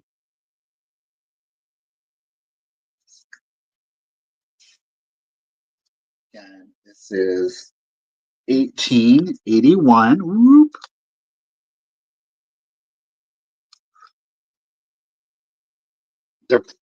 They're caught on the dinghy. Oh no, they're on the mast. Look, the sharks are going to get them. Help, help, help. So this one in particular deals with aquatic animals, sea, ocean, river, and then it does towards the back get into insects, beetles in particular. All right. So aquatic life, animal life. And then we do it towards the back. About the last tenth of the book, it starts focusing on beetles. So tons of black and white, very odd looking illustrations throughout the book. And I will call this one profusely illustrated. I know, Dusty, some of my favorites are the natural histories. Just the illustrations of them all are just, ugh, like this. What the? It's the monkfish. That monkfish has got a pretty big personality on him. Oh, here it is. Look at that seahorse. Again, it's Gassel's 1881 Natural History, focusing on aquatic life. But then we do get into beetles here at the back. Let's see if I can. Okay, dung beetle. All righty. Not fabulous. But we do have condition issue there to the top of the spine. I'm going to start it at 25 if anybody is interested. That presents so beautifully. Hey, Renee, how are you doing? All right, we're in. Let's do the countdown. So 20, 19, 18, 17, 16, 15, 14, 13, 12, 11, 10, 9, 8, 7, 6, 5, 4, 3, 2, 1, and a bid end. Ooh. Thank you, Dusty. Got your just in case. Fleur de lis. What is that? Fleur de lis bid end. Ew, it's the larva. They're in the tree. Thank you, Dusty. At 25, it is coming to you. Okay. I'm just going to do quick claims in the last three things because there are 52 of you that are still, oh no, there's 67 of you that are still here with me. Oh, and we have gone on for over 3.5 hours. So I just want to say, if you stuck it out with me from the very beginning, I really, truly do appreciate you. To anybody that has watched the replay and you were still here, stop. Thank you so much. I hope that you got to see some beautiful artwork today. It was a huge pleasure doing this sale. So thank you guys so much. Hopefully in the near future, we will definitely be doing some more ephemera and paper sales, but I really want to do you good ones. You know what I mean? Okay, let's do it. Quick claim. We're switching it up, right? 1950s pinup. Here's the fabulous thing. You get not just one image, not just two images. Wow, sexy. Not just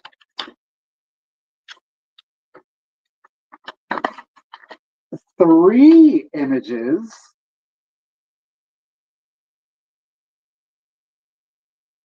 You get four. Because then we're going to take this all the way open.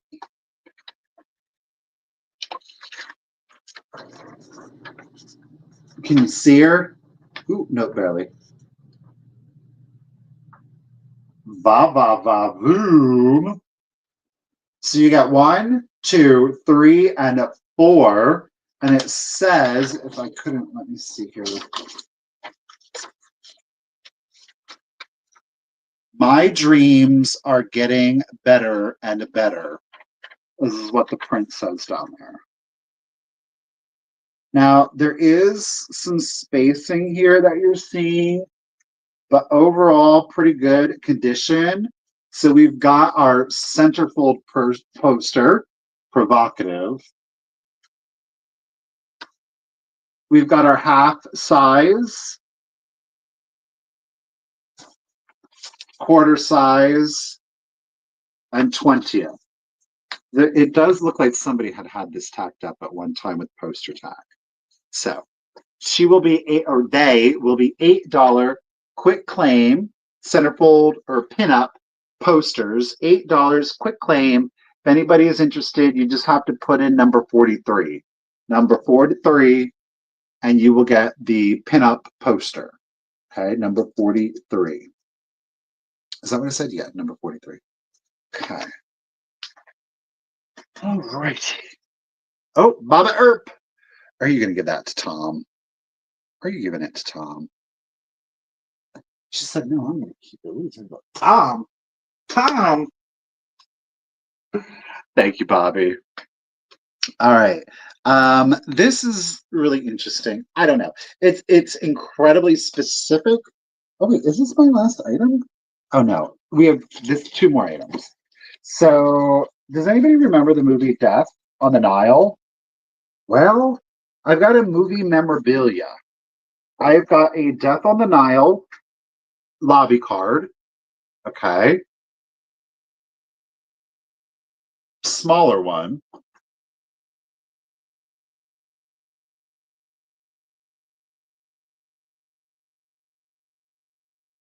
1978. 1978. And then we've got the larger movie cards or lobby cards. We have one, two, ooh, sorry, three, four, five, Ephemera, six, seven, tragic, and eight. Look at Angela Lansbury. Okay. Is that Wilford Brimley? No, it's not. So we've got eight of the large lobby cards, one small lobby card. Okay. And then, believe it or not, boys and girls, we have the 1978 Death on the Nile movie poster. Okay. Now it does have its obvious folds, but it's in good condition. Okay. 1978 Death on the Nile movie.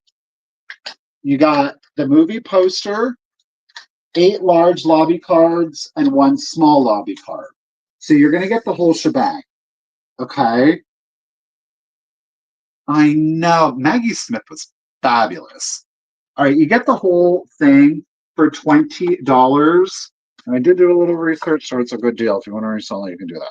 $20. If anybody is interested in the Death on the Nile, is all you have to do is put in the number 78, and you will get the whole Death on the Nile shebang. Okay. She was so Maggie Smith. Everything she did. Everything. Thank you, Sash. Appreciate it. Death on the Nile, Downton Abbey, Harry Potter. Yaya! Oh, what a shame. All right, Sash has got that one. Our last item of the sale. I don't know how many are in here, but there's a lot. These are vintage. These are like little seals. I don't know if they still work, but you get the whole stack of seals. Okay, these are all vintage seals. We've got elephants, and we've got turkeys, and Christmas bells, and grouse, corn, flowers. What is this? Leaves, hummingbirds, George Washington, harvest. You get everything. Okay. But, oh, look at that. You get woodpeckers, more flowers, pilgrims, and butterflies. Oh my. You're going to get them all. They're vintage labels or seals, I guess we should call them. I don't know. I don't want to look at. I don't want to look at.